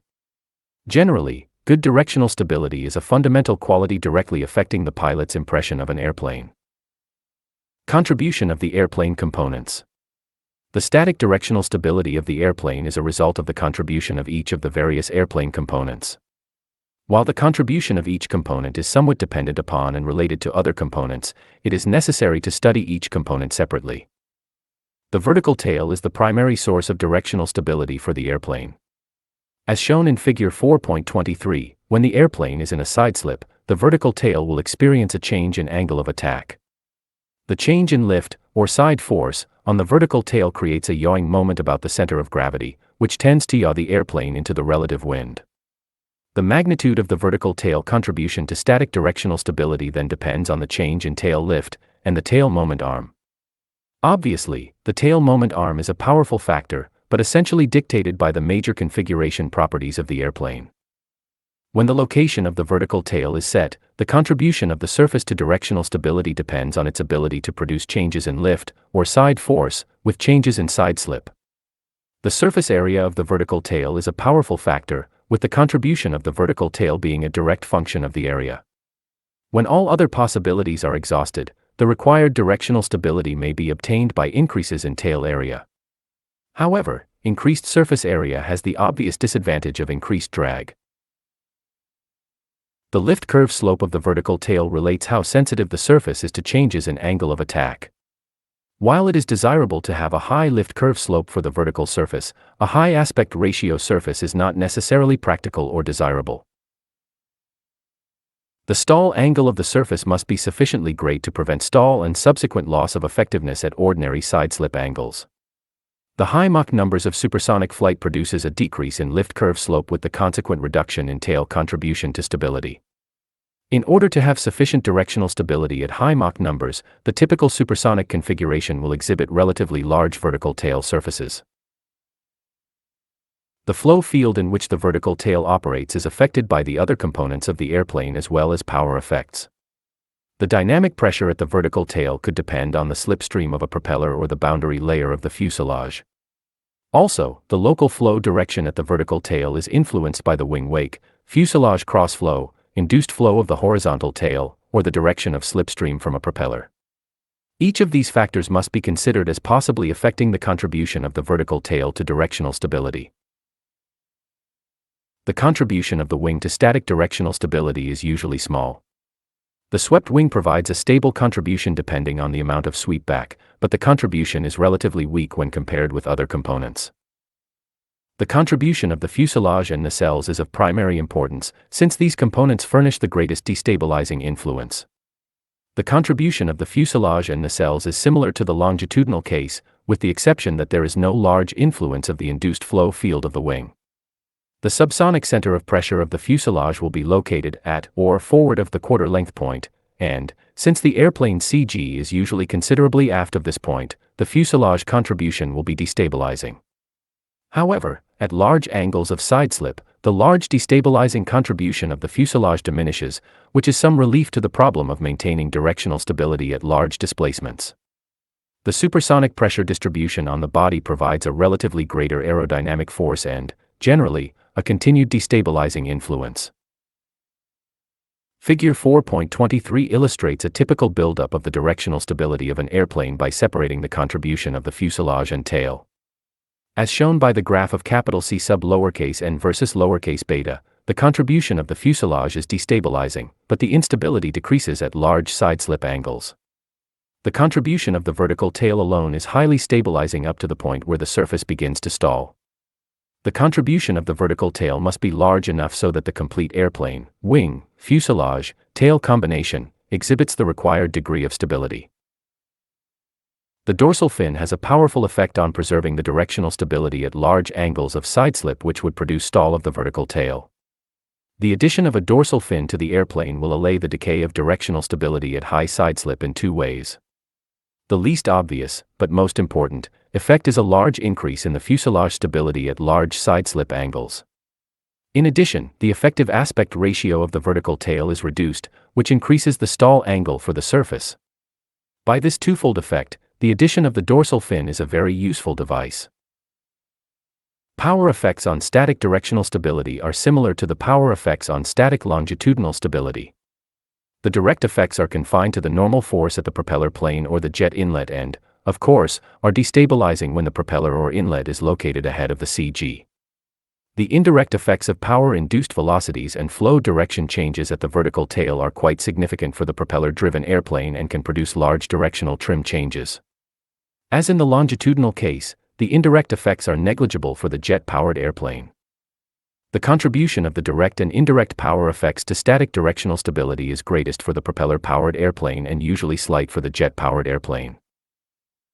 In either case, the general effect of power is destabilizing, and the greatest contribution will occur at high power and low dynamic pressure as during a wave-off.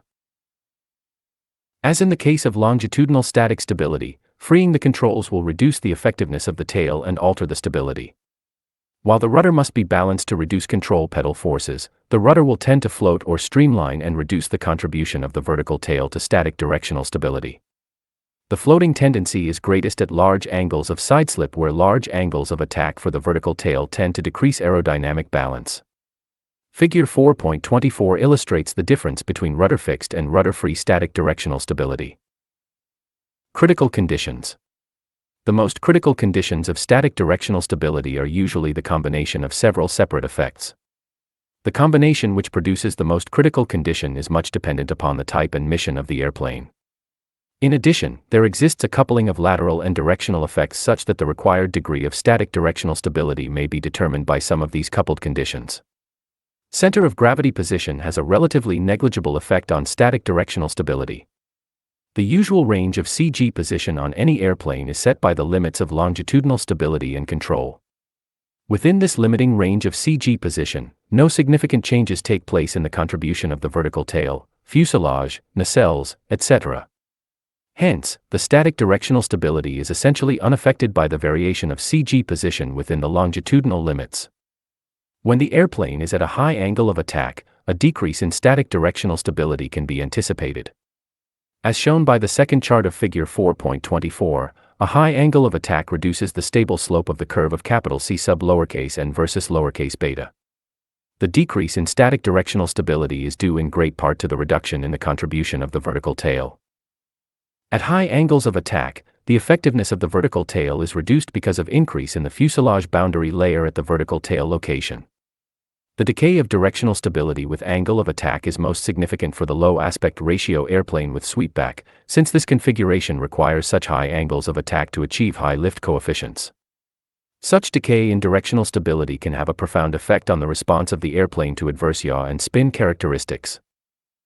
High Mach numbers of supersonic flight reduce the contribution of the vertical tail to directional stability because of the reduction of lift curve slope with Mach number.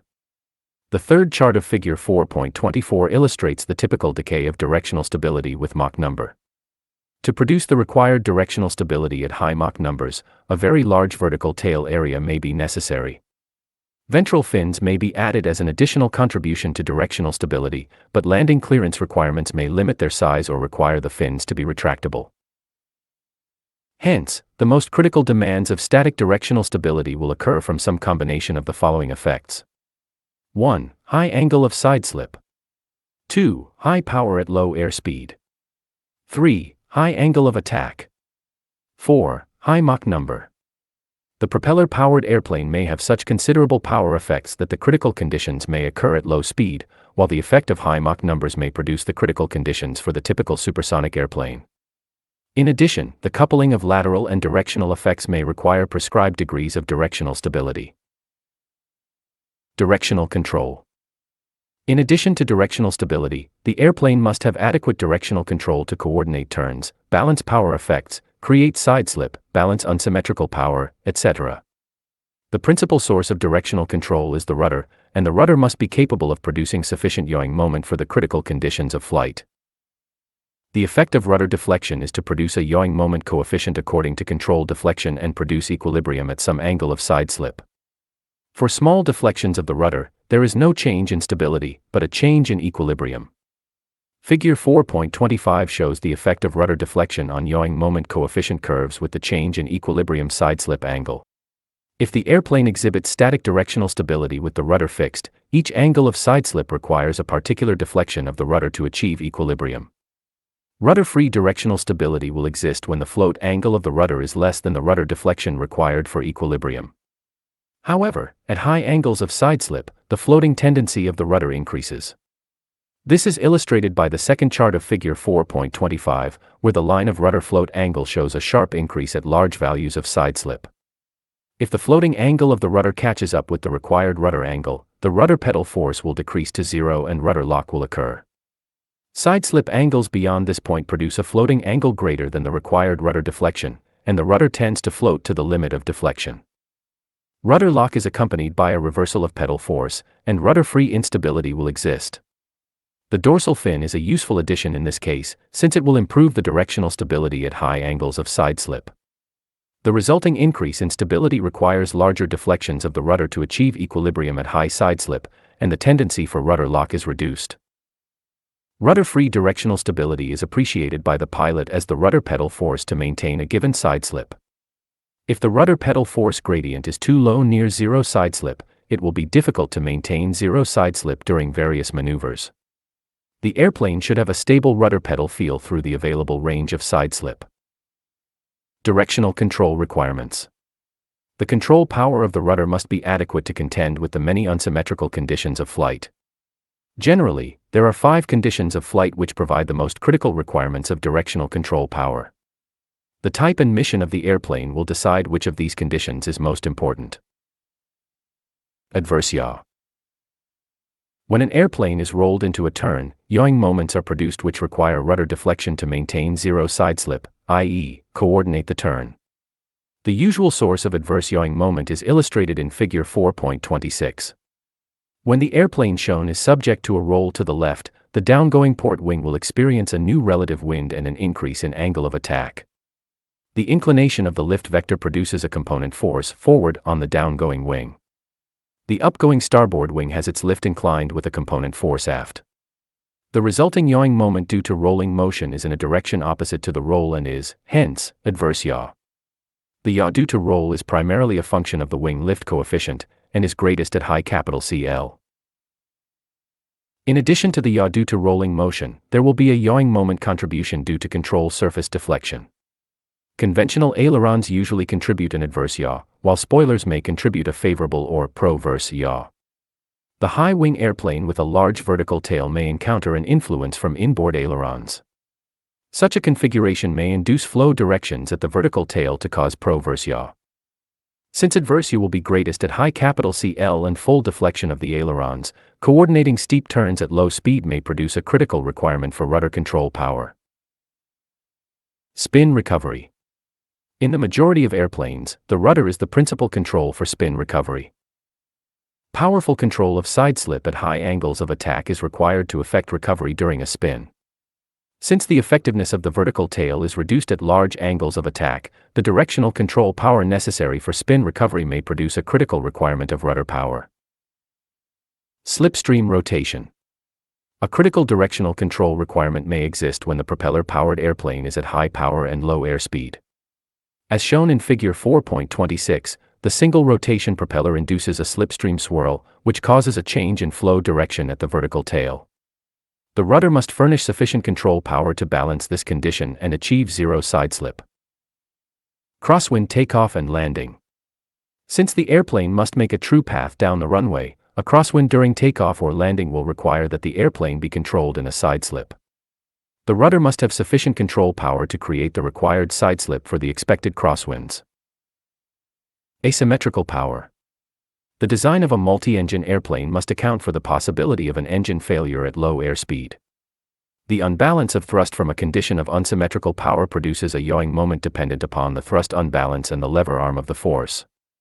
The deflection of the rudder will create a side force on the tail, and contribute a yawing moment to balance the yawing moment due to the unbalance of thrust. Since the yawing moment coefficient from the unbalance of thrust will be greatest at low speed, the critical requirement will be at a low speed with the one critical engine out, and the remaining engines at maximum power.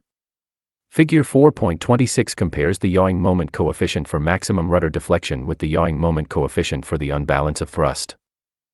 The intersection of the two lines determines the minimum speed for directional control, i.e., the lowest speed at which the rudder control moment can equal the moment of unbalanced thrust. It is usually specified that the minimum directional control speed be no greater than 1.2 times the stall speed of the airplane in the lightest practical takeoff configuration. This will provide adequate directional control for the remaining conditions of flight.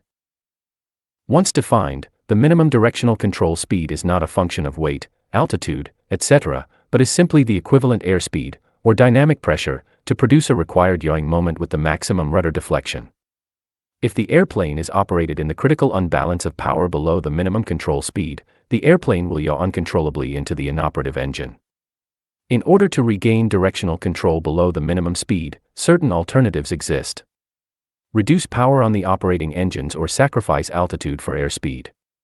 Neither alternative is satisfactory if the airplane is in a marginal condition of powered flight, so due respect must be given to the minimum control speed. Due to the side force on the vertical tail, a slight bank is necessary to prevent turning flight at zero side slip. The inoperative engine will be raised, and the inclined wing lift will provide a component of force to balance the side force on the tail.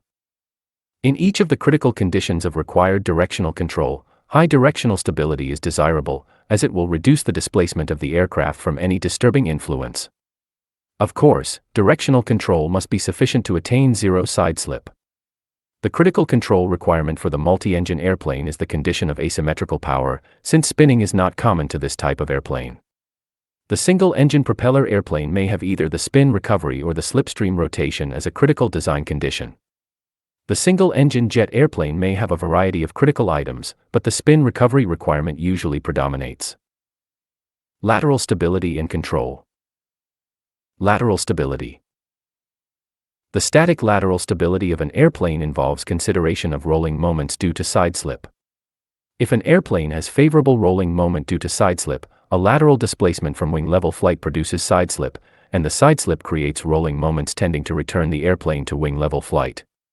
By this action, static lateral stability will be evident. Of course, a side slip will produce yawing moments depending on the nature of the static directional stability, but the considerations of static lateral stability will involve only the relationship of rolling moments and side slip. Definitions. The axis system of an airplane defines a positive rolling, capital L, as a moment about the longitudinal axis which tends to rotate the right wing down. As in other aerodynamic considerations, it is convenient to consider rolling moments in the coefficient form so that lateral stability can be evaluated independent of weight, altitude, speeds, etc. The rolling moment, capital L, is defined in the coefficient form by the following equation. Capital L equals capital C sub lowercase l times lowercase q times capital S times lowercase b, or capital C sub lowercase l equals capital L over lowercase q times capital S times lowercase b, where capital L equals rolling moment in foot-pounds, positive to the right, lowercase q equals dynamic pressure in pounds per square foot, capital S equals wing area in square feet, lowercase b equals wingspan in feet, and capital C sub lowercase l equals rolling moment. Coefficient, positive to the right. The angle of side slip, lowercase beta, has been defined previously as the angle between the airplane centerline and the relative wind, and is positive when the relative wind is to the right of the centerline. The static lateral stability of an airplane can be illustrated by a graph of rolling moment coefficient, capital C sub lowercase l, versus side slip angle, lowercase beta, such as shown in figure 4.27. When the airplane is subject to a positive side slip angle, lateral stability will be evident if a negative rolling moment coefficient results. Thus, when the relative wind comes from the right, positive lowercase beta, a rolling moment to the left, negative capital C sub lowercase l, should be created which tends to roll the airplane to the left. Lateral stability will exist when the curve of capital C sub lowercase l versus lowercase beta has a negative slope, and the degree of stability will be a function of the slope of this curve. If the slope of the curve is 0, neutral lateral stability exists. If the slope is positive, lateral instability is present. It is desirable to have lateral stability or favorable roll due to side slip. However, the required magnitude of lateral stability is determined by many factors. Excessive roll due to sideslip complicates crosswind takeoff and landing and may lead to undesirable oscillatory coupling with the directional motion of the airplane. In addition, a high lateral stability may combine with adverse yaw to hinder rolling performance.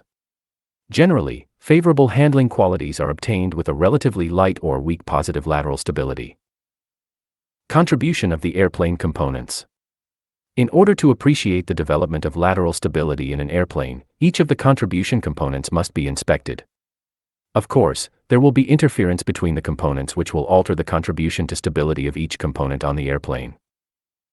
The principal surface contributing to the lateral stability of an airplane is the wing.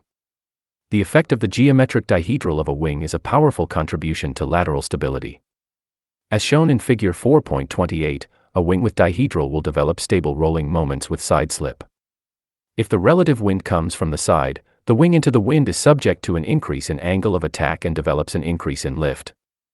The wing away from the wind is subject to a decrease in angle of attack and develops a decrease in lift.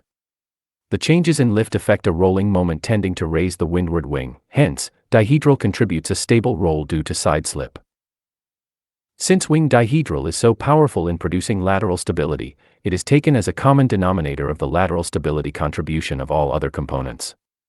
Generally, the contribution of wing position, flaps, power, etc., is expressed as an equivalent amount of effective dihedral or dihedral effect.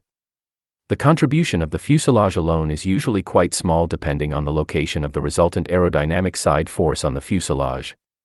However, the effect of the wing-fuselage-tail combination is significant, since the vertical placement of the wing on the fuselage can greatly affect the stability of the combination.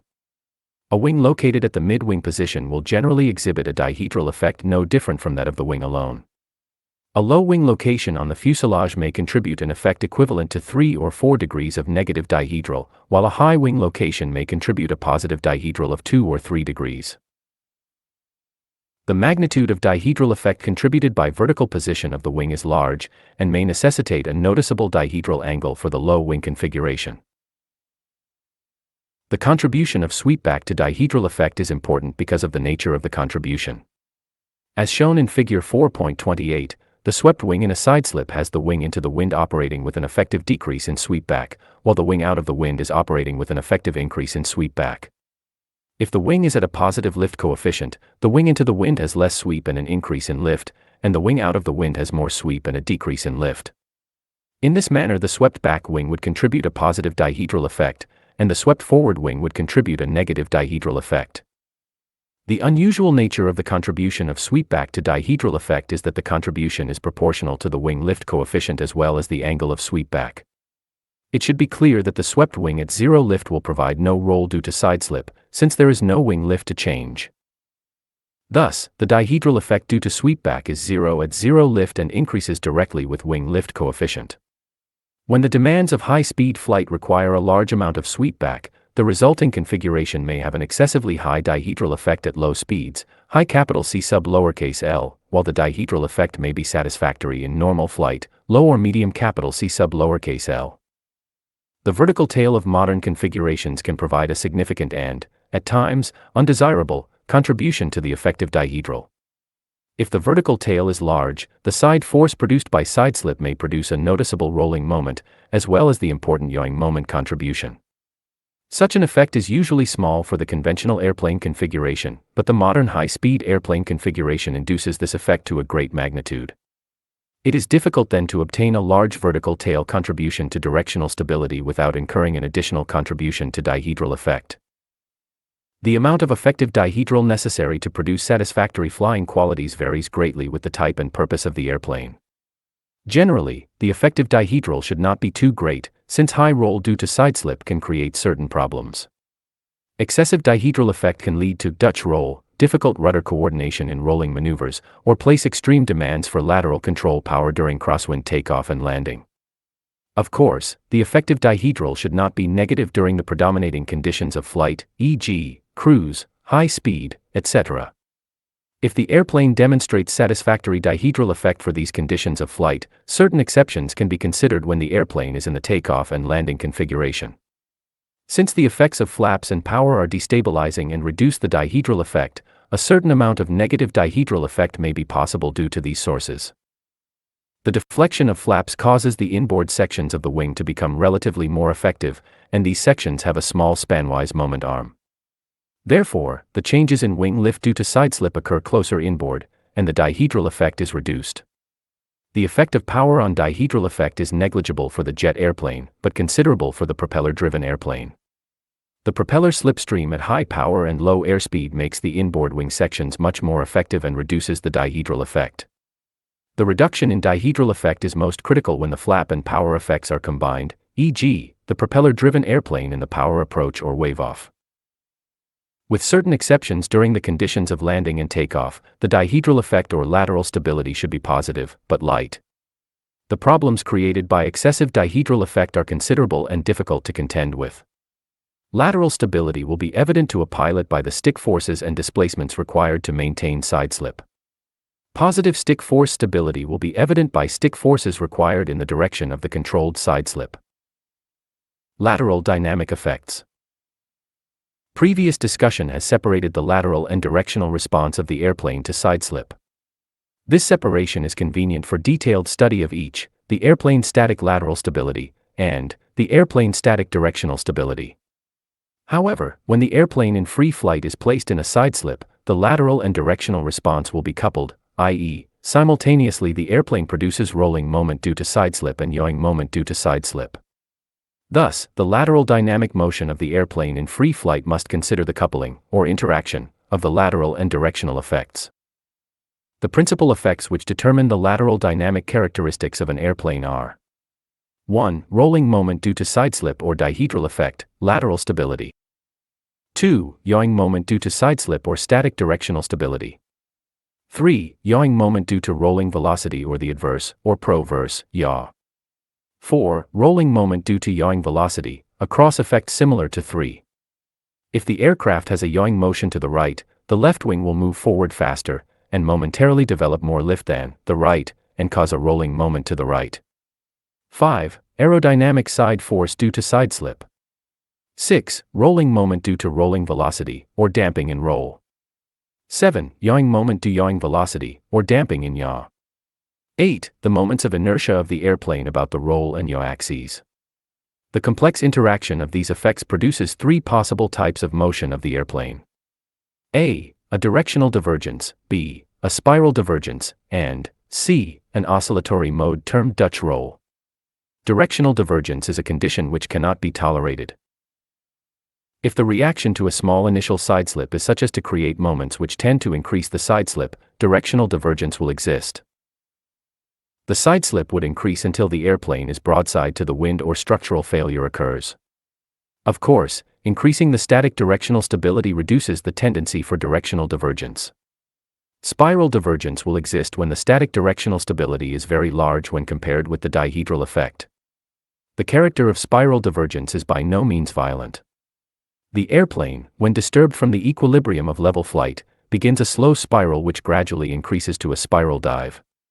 When a small sideslip is introduced, the strong directional stability tends to restore the nose into the wind while the relatively weak dihedral effect lags in restoring the airplane laterally. In the usual case, the rate of divergence in the spiral motion is so gradual that the pilot can control the tendency without difficulty. Dutch roll is a coupled lateral directional oscillation which is usually dynamically stable, but is objectionable because of the oscillatory nature. The damping of this oscillatory mode may be weak or strong depending on the properties of the airplane. The response of the airplane to a disturbance from equilibrium is a combined rolling-yawing oscillation in which the rolling motion is phased to precede the yawing motion. Such a motion is quite undesirable because of the great havoc it would create with a bomb, rocket, or gun platform. Generally, Dutch roll will occur when the dihedral effect is large when compared to static directional stability. Unfortunately, Dutch roll will exist for relative magnitudes of dihedral effect and static directional stability between the limiting conditions for directional divergence and spiral divergence. When the dihedral effect is large in comparison with static directional stability, the Dutch roll motion has weak damping and is objectionable. When the static directional stability is strong in comparison with the dihedral effect, the Dutch roll motion has such heavy damping that it is not objectionable.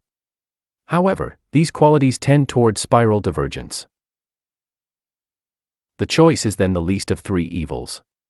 Directional divergence cannot be tolerated, Dutch roll is objectionable, and spiral divergence is tolerable if the rate of divergence is low.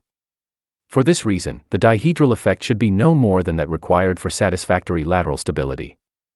If the static directional stability is made adequate to prevent objectionable Dutch roll, this will automatically be sufficient to prevent directional divergence.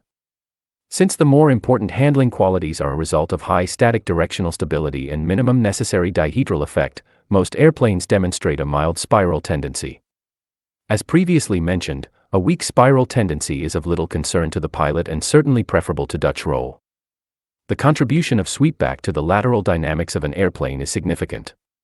Since the dihedral effect from sweepback is a function of lift coefficient, the dynamic characteristics may vary throughout the flight speed range. When the swept-wing airplane is at low CL, the dihedral effect is small, and the spiral tendency may be apparent. When the swept-wing airplane is at high CL, the dihedral effect is increased, and the Dutch roll oscillatory tendency is increased. An additional oscillatory mode is possible in the lateral dynamic effects with the rudder free, and the mode is termed a snaking oscillation.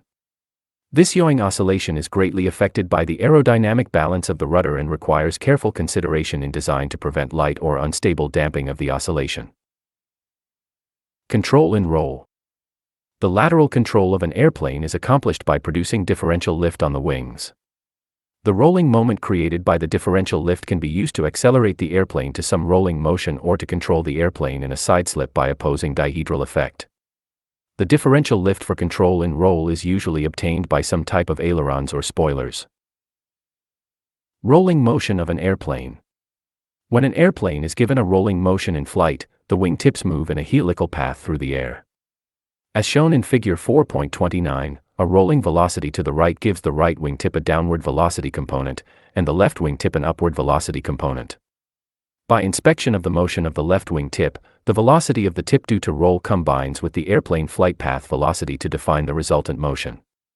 The resulting angle between the flight path vector and the resultant path of the tip is the helix angle of roll.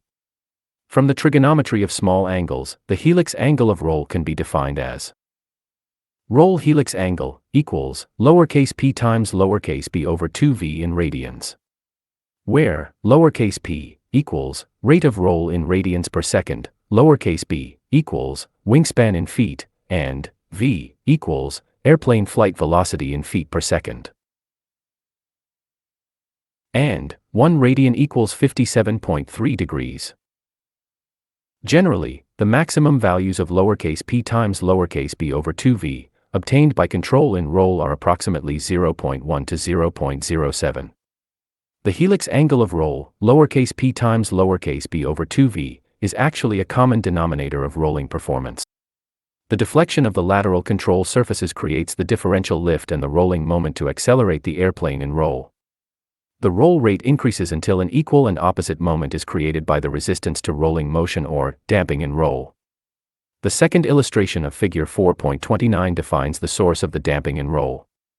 When the airplane is given a rolling velocity to the right, the downgoing wing experiences an increase in angle of attack due to the helix angle of roll.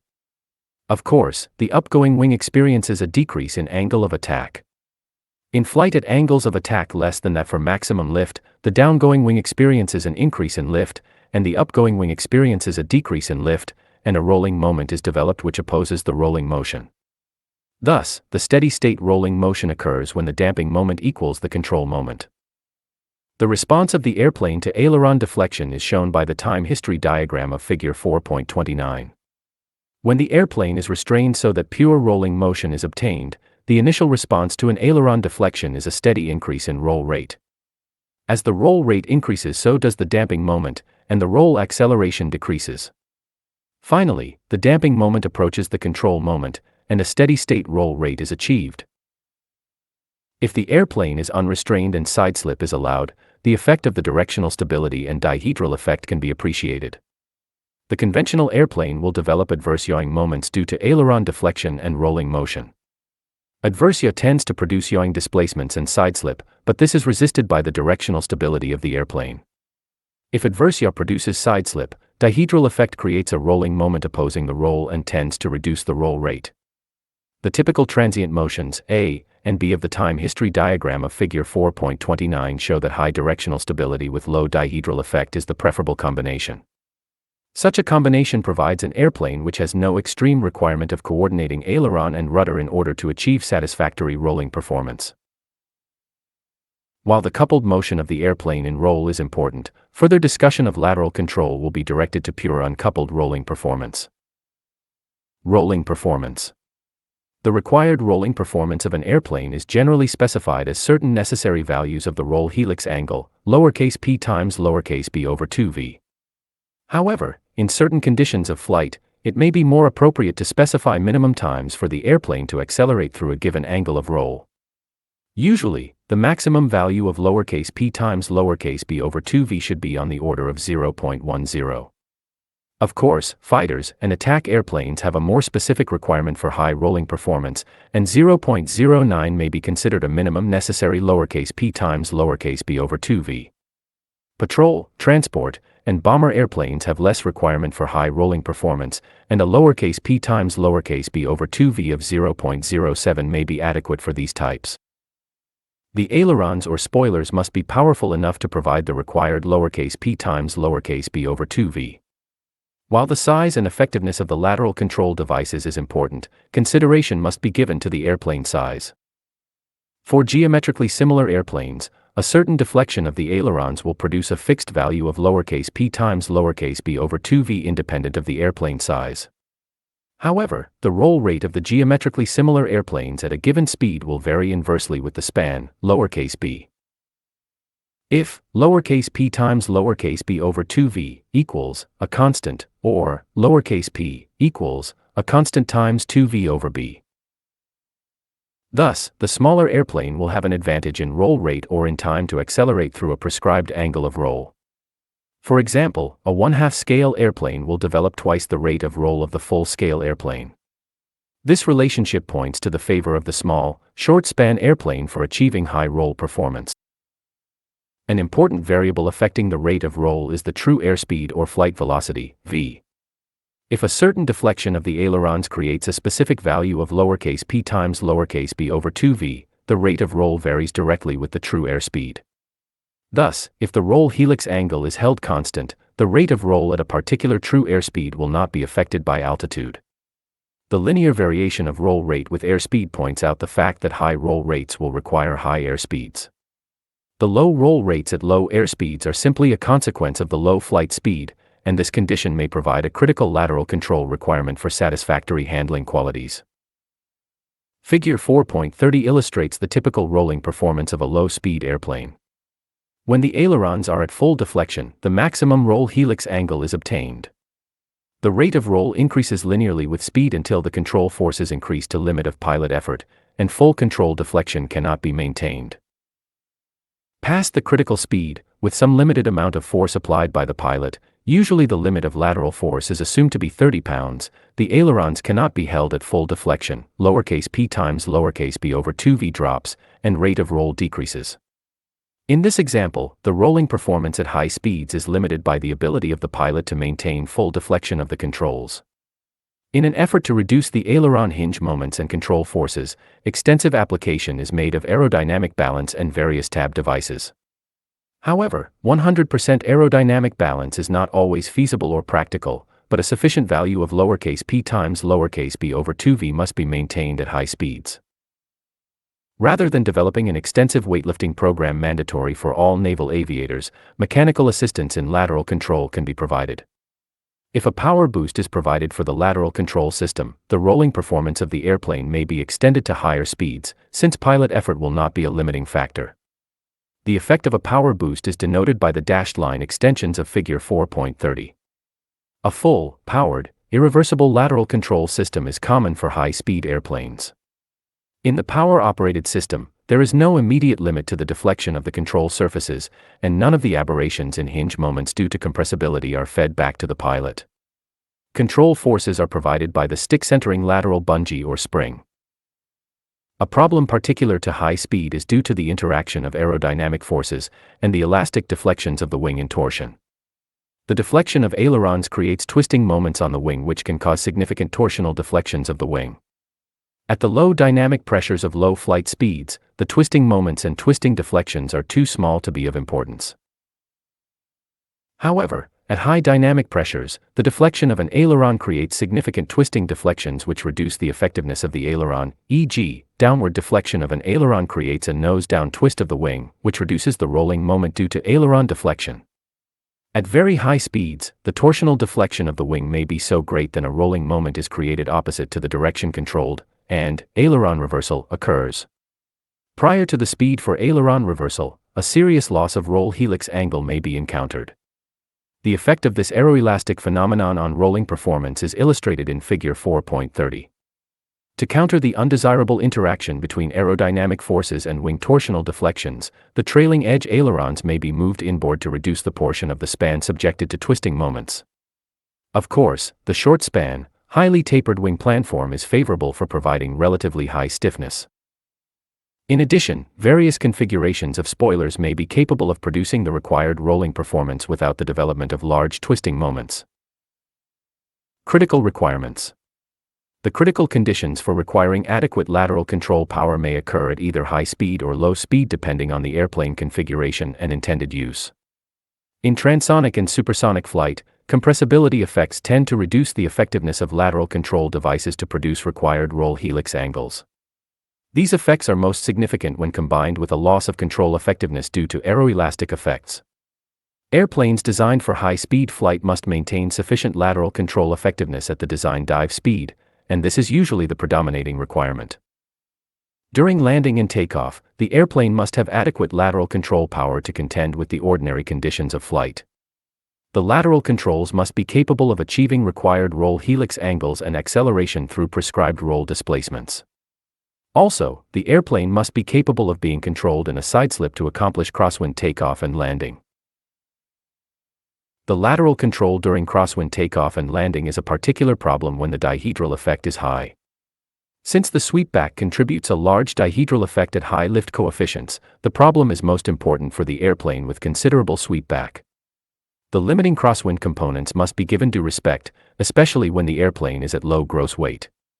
At low gross weight, the specified takeoff and landing speeds will be low, and the controlled angle of sideslip will be largest for a given crosswind velocity.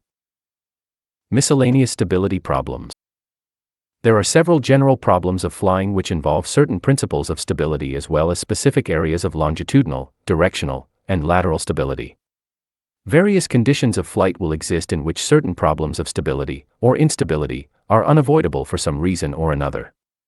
Any of the following items deserve consideration because of the possible unsafe condition of flight, and the contribution to an aircraft accident. Landing gear configurations. There are three general configurations for the aircraft landing gear: the tricycle, bicycle, and conventional tailwheel arrangement. At low rolling speeds where the airplane aerodynamic forces are negligible, the control-fixed, static stability of each of these configurations is determined by the side force characteristics of the tires, and is not a significant problem. The instability which allows ground loops in an aircraft with a conventional tailwheel landing gear is quite basic and can be appreciated from the illustration of Figure 4.31. Centrifugal force produced by a turn must be balanced, and the aircraft placed in equilibrium. The greatest side force is produced at the main wheels, but to achieve equilibrium with the center of gravity aft of the main wheels, a balancing load on the tail wheel must be produced toward the center of turn. When the tail wheel is free to swivel, the equilibrium of the turn requires a control force opposite to the direction of turn, i.e., control force instability. The inherent stability problem exists because the center of gravity is aft of the point where the main side forces are developed. This condition is analogous to the case of static longitudinal stability with the center of gravity aft of the neutral point. The conventional tail wheel configuration has this basic instability, or ground loop tendency, which must be stabilized by the pilot. At high rolling speeds where aerodynamic forces are significant, the aerodynamic directional stability of the airplane resists the ground looping tendency. The most likely times for a ground loop exist when rolling speeds are not high enough to provide a contribution of the aerodynamic forces. When the tail wheel is free to swivel, or when the normal force on the tail wheel is small, lack of pilot attention can allow the ground loop to take place. The tricycle landing gear configuration has an inherent stability due to the relative position of the main wheels and the center of gravity. Centrifugal force produced by a turn is balanced by the side force on the main wheels and a side force on the nose wheel in the direction of turn. Note that freeing the nose wheel to swivel produces moments which bring the aircraft out of the turn. Thus, the tricycle configuration has a basic stability which is given evidence by control displacement and a wheel side force in the direction of turn. Because of the contrast in stability, the tricycle configuration is much less difficult to maneuver than the tail wheel configuration and does not provide an inherent ground loop tendency. However, a steerable nose wheel is usually necessary to provide satisfactory maneuvering capabilities. The bicycle configuration of landing gear has stability characteristics more like the automobile. If directional control is accomplished with the front wheels operated by power controls, no stability problem exists at low speeds. A problem can exist when the airplane is at high speeds because of a distribution of normal force being different from the ordinary static weight distribution. If the airplane is held onto the runway at speeds well above the normal takeoff and landing speeds, the front wheels carry a greater than ordinary amount of normal force, and a tendency for instability exists. However, at these same high speeds the rudder is quite powerful, and the condition is usually well within control. The basically stable nature of the tricycle and bicycle landing gear configurations is best appreciated by the ease of control and ground maneuvering of the airplane. Operation of a conventional tail wheel configuration after considerable experience with tricycle configurations requires careful consideration of the stability that must be furnished by the pilot during ground maneuvering. Spins and problems of spin recovery. The motion of an airplane in a spin can involve many complex aerodynamic and inertia forces and moments. However, there are certain fundamental relationships regarding spins and spin recoveries with which all aviators should be familiar. The spin differs from a spiral dive in that the spin always involves flight at high angle of attack, while the spiral dive involves a spiral motion of the airplane at relatively low angle of attack. The stall characteristics and stability of the airplane at high lift coefficients are important in the initial tendencies of the airplane. As previously mentioned, it is desirable to have the wing initiate stall at the root first rather than tip first. Such a stall pattern prevents the undesirable rolling moments at high lift coefficients, provides suitable stall warning, and preserves lateral control effectiveness at high angles of attack. Also, the airplane must maintain positive static longitudinal stability at high lift coefficients and should demonstrate satisfactory stall recovery characteristics. In order to visualize the principal effects of an airplane entering a spin, suppose the airplane is subjected to the rolling and yawing velocities shown in Figure 4.32. The yawing velocity to the right tends to produce higher local velocities on the left wing than on the right wing. The rolling velocity tends to increase the angle of attack for the downgoing right wing, lowercase alpha sub r, and decrease the angle of attack for the upgoing left wing, lowercase alpha sub l. At airplane angles of attack below the stall, this relationship produces roll due to yaw, damping in roll, etc., and some related motion of the airplane in unstalled flight. However, at angles of attack above the stall, important changes take place in the aerodynamic characteristics. Figure 4.32 illustrates the aerodynamic characteristics typical of a conventional airplane configuration, i.e., moderate or high aspect ratio and little if any sweepback. If this airplane is provided a rolling displacement when at some angle of attack above the stall, the upgoing wing experiences a decrease in angle of attack with a corresponding increase in capital CL and decrease in capital CD. In other words, the upgoing wing becomes less stalled. Similarly, the downgoing wing experiences an increase in angle of attack with a corresponding decrease in capital CL and increase in capital CD. Essentially, the downgoing wing becomes more stalled. Thus, the rolling motion is aided rather than resisted, and a yawing moment is produced in the direction of roll. At angles of attack below stall the rolling motion is resisted by damping in roll, and adverse yaw is usually present. At angles of attack above the stall, the damping in roll is negative, and a rolling motion produces a rolling moment in the direction of the roll. This negative damping in roll is generally referred to as autorotation. When the conventional airplane is stalled and some rolling yawing displacement takes place, the resulting autorotation rolling moments and yawing moments start the airplane into a self-sustaining rolling yawing motion.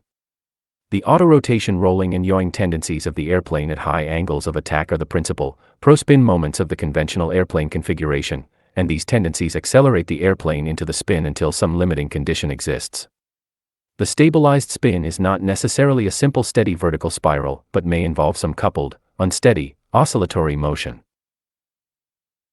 An important characteristic of the more conventional airplane configuration is that the spin shows a predominating contribution of the autorotation tendency. Generally, the conventional configuration has a spin motion which is primarily rolling with moderate yaw. High directional stability is favorable, since it will limit or minimize the yaw displacement of the spinning airplane. The fundamental requirement of the spin is that the airplane be placed at an excessive angle of attack to produce the autorotation rolling and yawing tendencies. Generally speaking, the conventional airplane must be stalled before a spin can take place. This relationship establishes a fundamental principle of recovery. The airplane must be unstalled by decreasing the wing angle of attack. The most effective procedure for the conventional configuration is to use opposite rudder to stop the sideslip, then lower the angle of attack with the elevators. With sufficient rudder power, this procedure will produce a positive recovery with a minimum loss of altitude. Care should be taken during pullout from the ensuing dive to prevent excessive angle of attack and entry into another spin. It should be appreciated that a spin is always a possible corollary of a stall, and the self-sustaining motion of a spin will take place at excessive angles of attack. Of course, a low-speed airplane could be designed to be spin-proof by making it stall-proof. By limiting the amount of control deflection, the airplane may not have the longitudinal control power to trim to maximum lift angle of attack. Such a provision may be possible for certain light planes and commercial aircraft, but would create an unrealistic and impractical limitation on the utility of a military airplane. The modern high-speed airplane configuration is typified by low aspect ratio, swept-wing planforms with relatively large yaw and pitch inertia. The aerodynamic characteristics of such a configuration are shown in Figure 4.32. The lift curve, capital CL versus lowercase alpha, is quite shallow at high angles of attack, and maximum lift is not clearly defined. When this type of airplane is provided a rolling motion at high angles of attack, relatively small changes in capital CL take place. When this effect is combined with the relatively short span of this type of airplane, it is apparent that the wing autorotation contribution will be quite weak and will not be a predominating pro-spin moment. The relatively large changes in drag coefficient with rolling motion imply a predominance of yaw for the spin of the high-speed airplane configuration. Actually, various other factors contribute to the predominating yaw tendency for the spin of the modern airplane configuration. The static directional stability deteriorates at high angles of attack, and may be so weak that extremely large yaw displacements result. In certain instances, very high angles of attack may bring such a decay in directional stability that a slice or extreme yaw displacement takes place before a true spin is apparent. At these high angles of attack, the adverse yaw due to roll and aileron deflection can be very strong, and create large yaw displacements of the airplane prior to realizing a stall. The aircraft with the relatively large, long fuselage can exhibit a significant moment contribution from the fuselage alone. The cross-flow pattern on the fuselage at high angles of attack is capable of producing pro-spin moments of considerable magnitude, which contribute to the self-sustaining nature of the spin. Also, the large distributed mass of the fuselage and rolling yaw ing rotation contributes to inertia moments, which flatten the spin and place the aircraft at extreme angles of attack. The spin recovery of the modern high-speed airplane involves principles which are similar to those of the spin recovery of the conventional airplane. However, the nature of the spin for the modern configuration may involve specific differences in technique necessary to reduce the sideslip and angle of attack. The use of opposite rudder to control the sideslip and effect recovery will depend on the effectiveness of the rudder when the airplane is in the spin. At high positive angles of attack and high sideslip, the rudder effectiveness may be reduced, and additional anti-spin moments must be provided for rapid recovery. The deflection of ailerons into the spin reduces the autorotation rolling moment and can produce adverse yaw to aid the rudder yawing moment in effecting recovery. There may be many other specific differences in the technique necessary to effect spin recovery. The effectiveness of the rudder during recovery may be altered by the position of the elevators or horizontal tail. Generally, full aft stick may be necessary during the initial phase of recovery to increase the effectiveness of the rudder.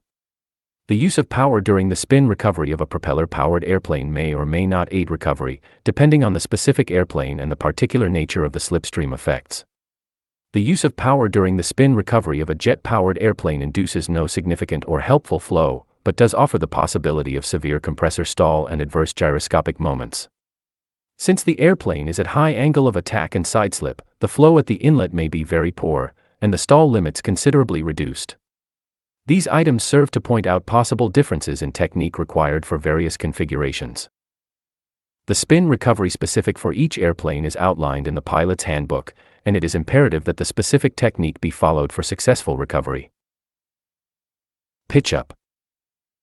The term of pitch-up generally applies to the static longitudinal instability encountered by certain configurations at high angles of attack. The condition of pitch-up is illustrated by the graph of CM versus CL in Figure 4.33. Positive static longitudinal stability is evident at low values of CM by the negative slope of the curve. At higher values of CL, the curve changes to a positive slope, and large positive pitching moments are developed. This sort of instability implies that an increase in angle of attack produces nose-up moments which tend to bring about further increases in angle of attack, hence the term pitch-up is applied. There are several items which may contribute to a pitch-up tendency. Sweep back of the wing planform can contribute unstable moments when separation or stall occurs at the tips first. The combination of sweep back and taper alters the lift distribution to produce high local lift coefficients and low energy boundary layer near the tip. Thus, the tip stall is an inherent tendency of such a planform. In addition, if high local lift coefficients exist near the tip, the tendency will be to incur the shock-induced separation first in these areas. Generally, the wing will contribute to pitch-up only when there is large sweep back. Of course, the wing is not the only item contributing to the longitudinal stability of the airplane. Another item that is important as a source of pitch-up is the downwash at the horizontal tail. The contribution of the tail to stability depends on the change in tail lift when the airplane is given a change in angle of attack. Since the downwash at the tail reduces the change in angle of attack at the tail, any increase in downwash at the tail is destabilizing. For certain low aspect ratio airplane configurations, an increase in airplane angle of attack may physically locate the horizontal tail in the wing flow field where higher relative downwash exists. Thus, a decrease in stability would take place. Certain changes in the flow field behind the wing at high angles of attack can produce large changes in the tail contribution to stability. If the wing tips stall first, the vortices shift inboard and increase the local downwash at the tail for a given airplane CL. Also, the fuselage at high angles of attack can produce strong cross-flow separation vortices which increase the local downwash for a horizontal tail placed above the fuselage. Either one or a combination of these downwash influences may provide a large unstable contribution of the horizontal tail. The pitch-up instability is usually confined to the high angle of attack range, and may be a consequence of a configuration that otherwise has very desirable flying qualities. In such a case, it would be necessary to provide some automatic control function to prevent entry into the pitch-up range or to provide synthetic stability for the condition. Since the pitch-up is usually a strong instability with a high rate of divergence, most pilots would not be capable of contending with the condition. At high q, pitch-up would be of great danger in that structural failure could easily result. At low q, failing flight loads may not result, but the strong instability may preclude a successful recovery from the ensuing motion of the airplane. Effects of high Mach numbers. Certain stability problems are particular to supersonic flight. While most of the problem areas have been treated in particular in previous discussion, it is worthwhile to review the effects of supersonic flight on the various items of stability. The static longitudinal stability of an airplane increases during the transition from subsonic to supersonic flight.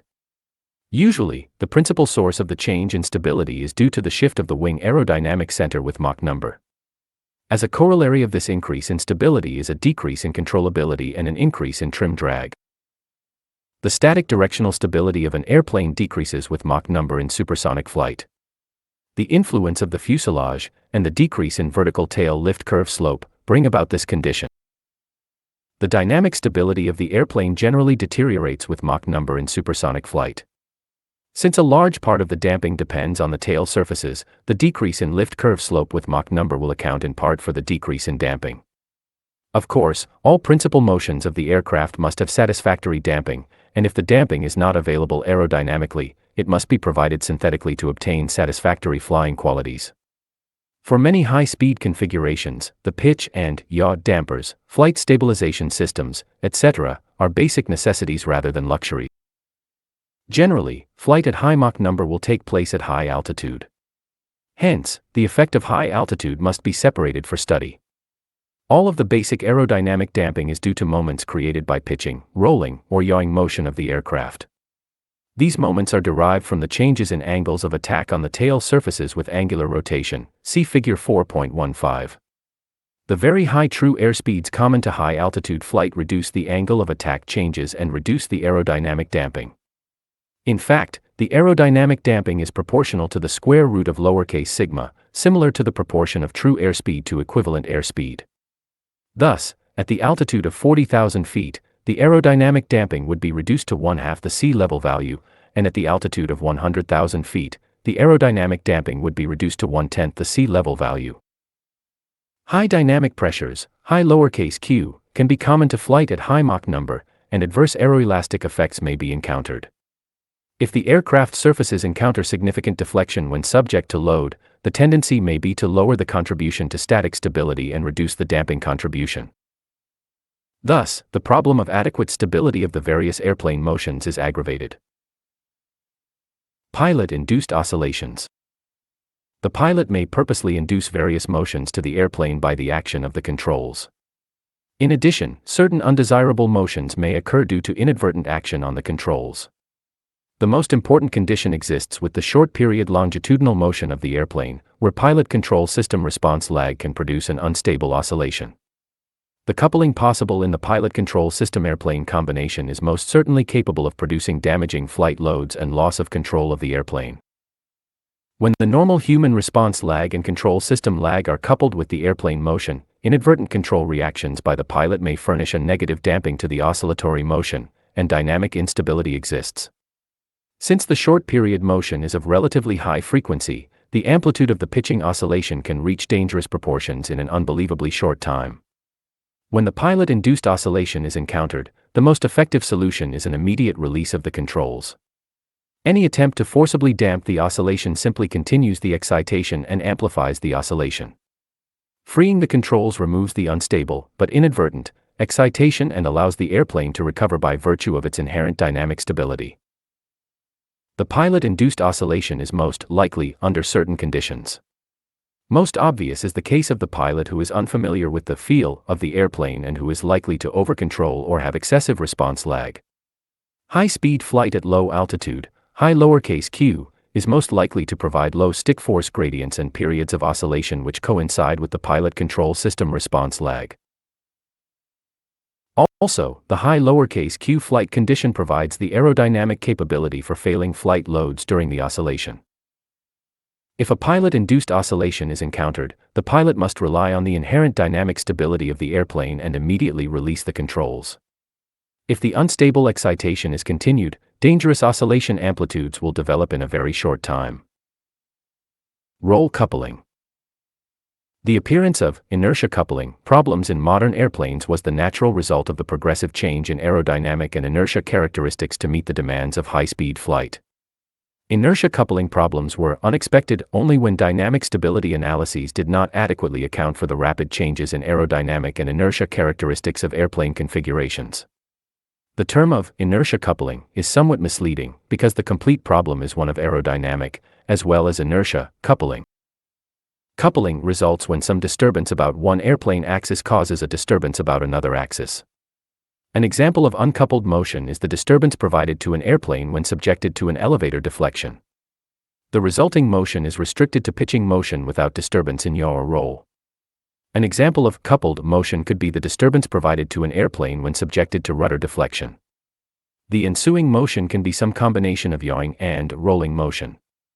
Hence, the rolling motion is coupled with the yawing motion to define the resulting motion.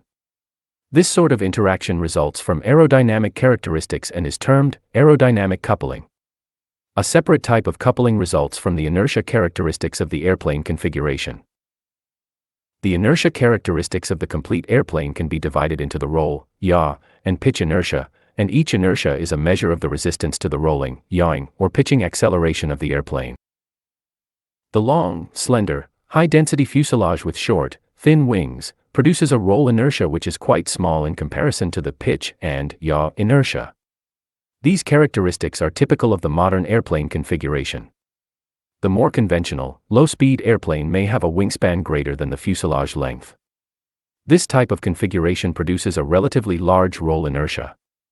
A comparison of these configurations is shown in Figure 4.34.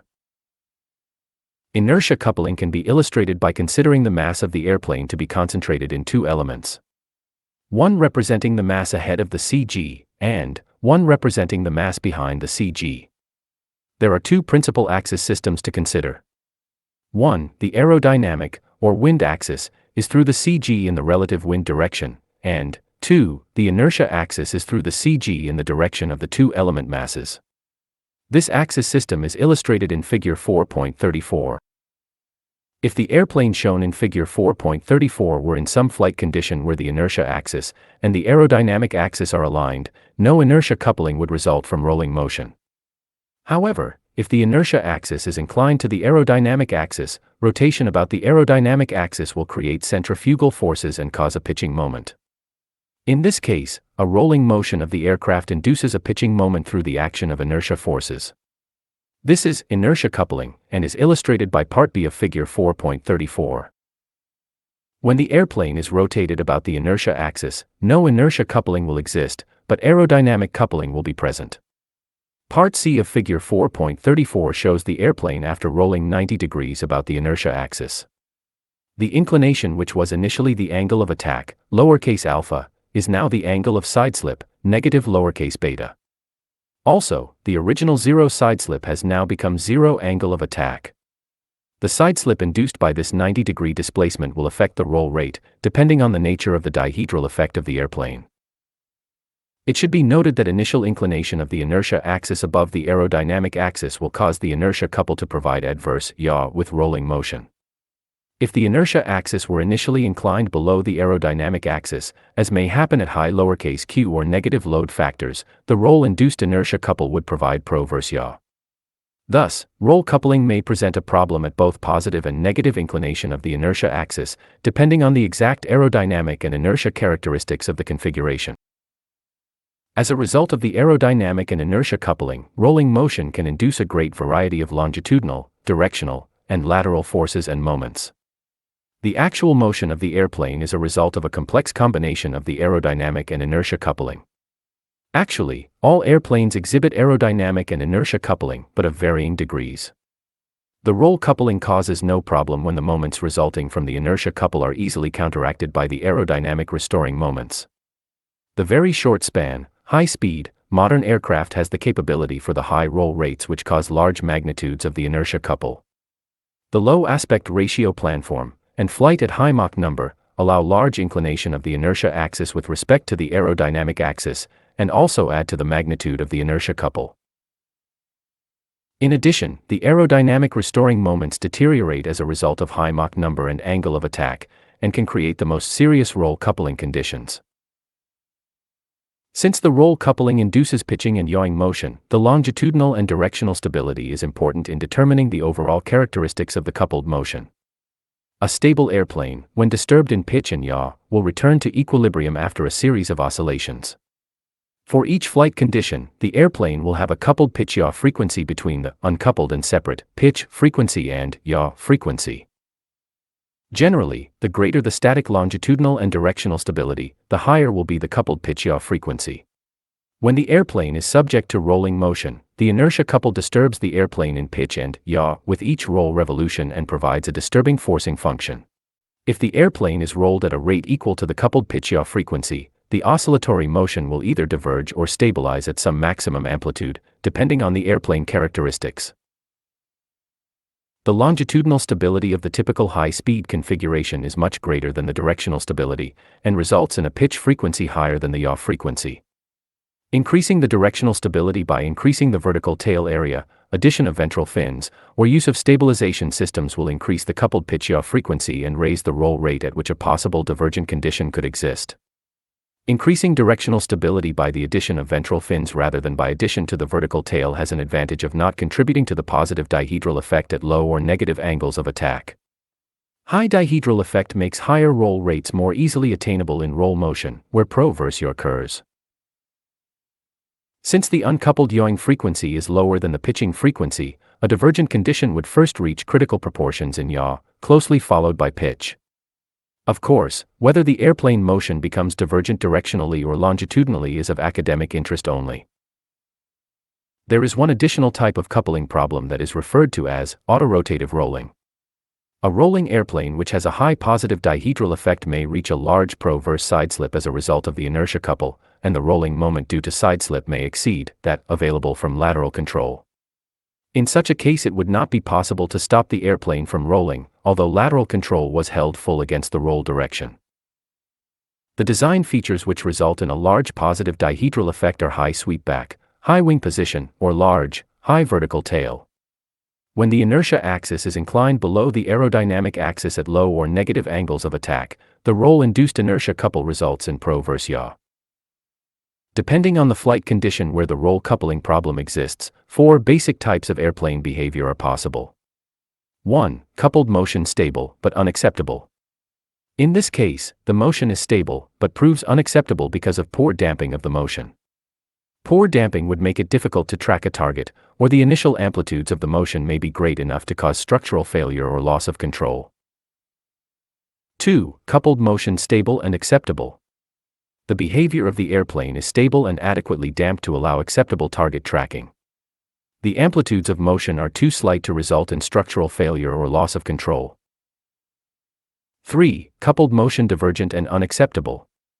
The rate of divergence is too rapid for the pilot to recognize the condition and recover prior to structural failure or complete loss of control. 4. Coupled motion divergent, but acceptable. For such a condition, the rate of divergence is quite slow, and considerable roll displacement is necessary to produce a critical amplitude. The condition can be recognized easily in time to take corrective action. There are available various means to cope with the problem of roll coupling. The following items can be applied to control the problem of roll coupling. A. Increase directional stability. B. Reduce dihedral effect. C. Minimize the inclination of the inertia axis at normal flight conditions. D. Reduce undesirable aerodynamic coupling. E. Limit roll rate, roll duration, and angle of attack or load factor for performing rolling maneuvers. The first 4 items can be affected only during design or by design changes.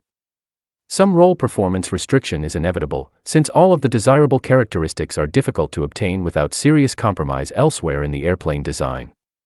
The typical high-speed airplane will have some sort of roll performance limitation provided by flight restrictions or automatic control devices to prevent reaching some critical condition from which recovery is impossible. Any roll restriction provided to an airplane must be regarded as a principal flight operating limitation, since the more severe motions can cause complete loss of control and structural failure. Helicopter stability and control.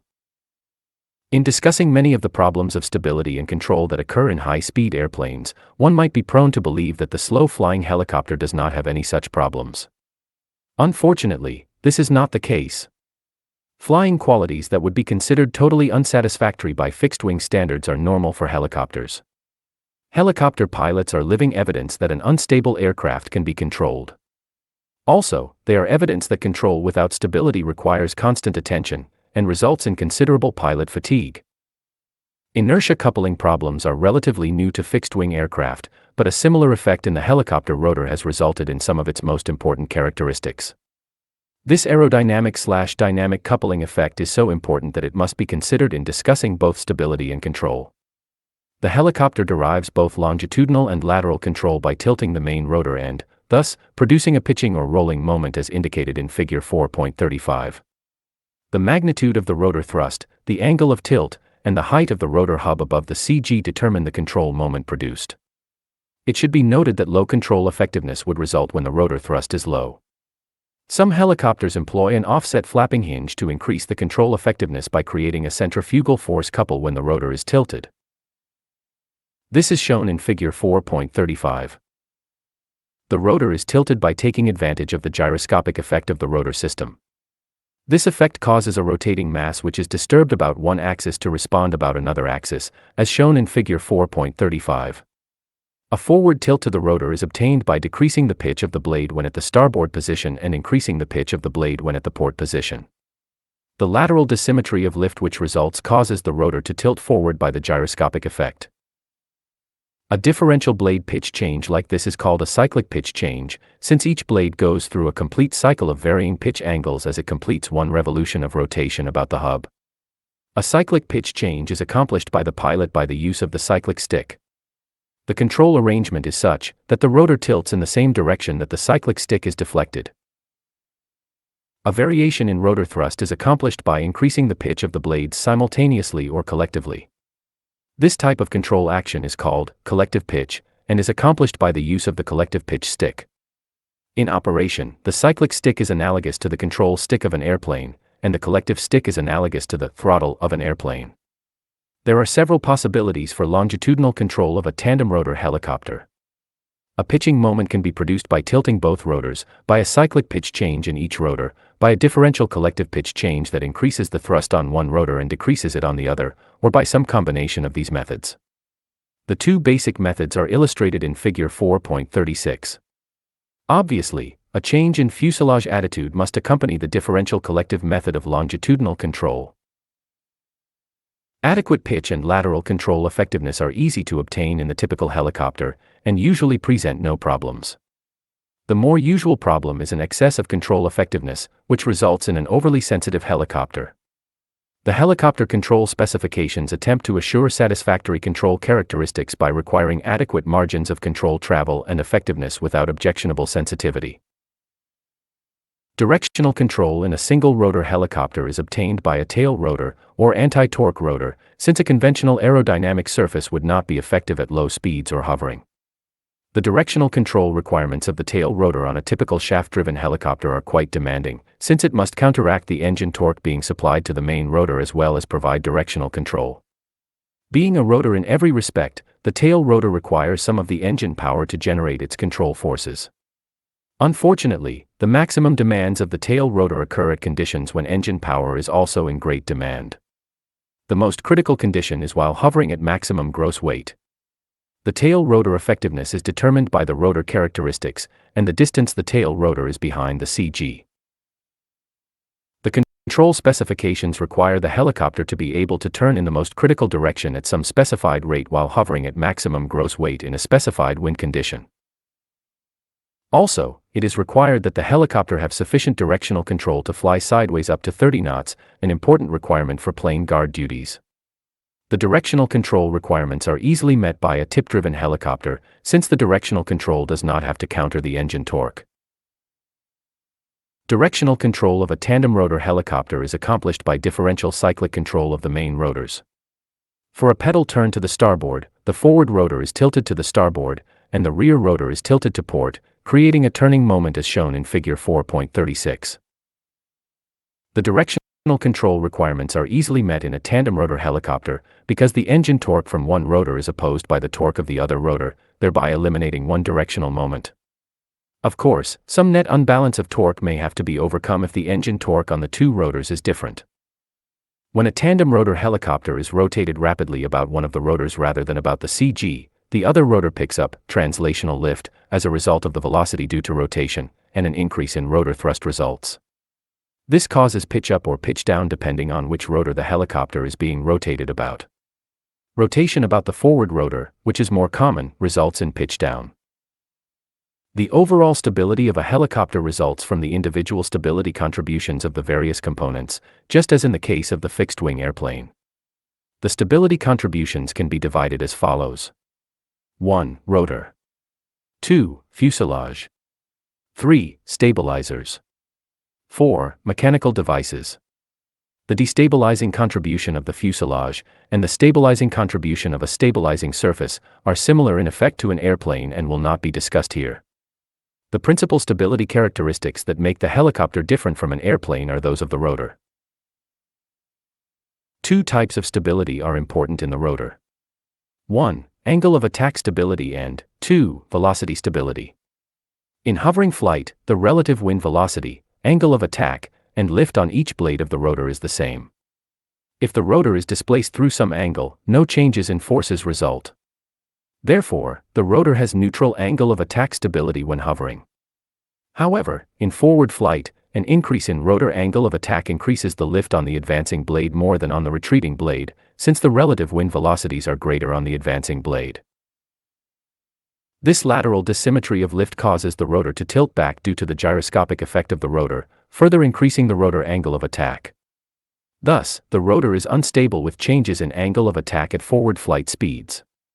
Since the magnitude of the unstable moment is affected by the magnitude of the rotor thrust as well as the tilt of the thrust force, a greater instability exists for increases in angle of attack than for decreases in angle of attack. In addition, the instability is greater for increases in angle of attack when the rotor thrust also increases. If the rotor angle of attack is held constant, and the rotor is given a translational velocity, a dissymmetry of lift results, since the velocity of the advancing blade is increased while the velocity of the retreating blade is decreased. This dissymmetry of lift causes the rotor to tilt in a direction to oppose the change in velocity due to the gyroscopic effect of the rotor. Hence, the rotor has velocity stability. A hovering helicopter exhibits some degree of apparent stability by virtue of its velocity stability, although it has neutral angle of attack stability. This type of hovering stability is analogous to the apparent lateral directional stability an airplane exhibits due to dihedral effect. Additional hovering stability can be obtained by the use of mechanical stabilizers such as the Bell stabilizer bar, by the use of offset flapping hinges, or by synthetic or artificial stabilization devices. The total static stability of a helicopter is determined by combining the stability contributions of all the components. The usual result for a typical helicopter is instability with angle of attack and a variable velocity stability which becomes neutral or unstable at high speeds. Of course, the helicopter could be made stable with angle of attack by providing a large enough horizontal stabilizer. Unfortunately, adverse effects at low speed or hovering and large trim moments upon entering autorotation will limit the stabilizer size to a relatively small surface. Usually, the horizontal stabilizer is used only to give the fuselage the desired moment characteristics. The angle of attack stability of a tandem rotor helicopter is adversely affected by the downwash from the forward rotor, reducing the angle of attack and thrust of the rear rotor. This reduction of thrust behind the CG causes the helicopter to pitch up to a higher angle of attack, thereby adding to the angle of attack instability. As in the airplane, several oscillatory modes of motion are characteristic of the dynamic stability of a helicopter. The phugoid is the most troublesome for the helicopter. The phugoid mode is unstable in the majority of helicopters, which operate without the assistance of artificial stabilization devices. The dynamic instability of the helicopter is given evidence by the flying qualities specification for helicopters. These specifications essentially limit the rate of divergence of the dynamic oscillations for the ordinary helicopter. Although this dynamic instability can be controlled, it requires constant attention by the pilot and results in pilot fatigue. The elimination of the dynamic instability would contribute greatly to improving the flying qualities of the helicopter. This dynamic instability characteristic is particularly important if the helicopter is expected to be used for instrument flight in all-weather operations. In fact, a seriously divergent phugoid mode would make instrument flight impractical. For this reason, the flying quality specification requires that helicopters with an instrument capability exhibit varying degrees of stability or instability, depending on the period of the oscillation. Long-period oscillations, over 20 seconds, must not double in amplitude in less than 15 seconds, whereas short-period oscillations, under 10 seconds, must damp to half amplitude in 2 cycles. The only immediate solution for the dynamic instability is an attitude stabilization system, which is essentially an autopilot. Other solutions to the dynamic instability problem involve mechanical, aerodynamic, or electronic control feedback of pitch attitude, pitch velocity, normal acceleration, or angle of attack. The improvement of the helicopter's stability is mandatory to fully utilize its unique capability. As more of the helicopter problems are analyzed and studied, the flying qualities of helicopters will improve and be comparable to the fixed-wing aircraft.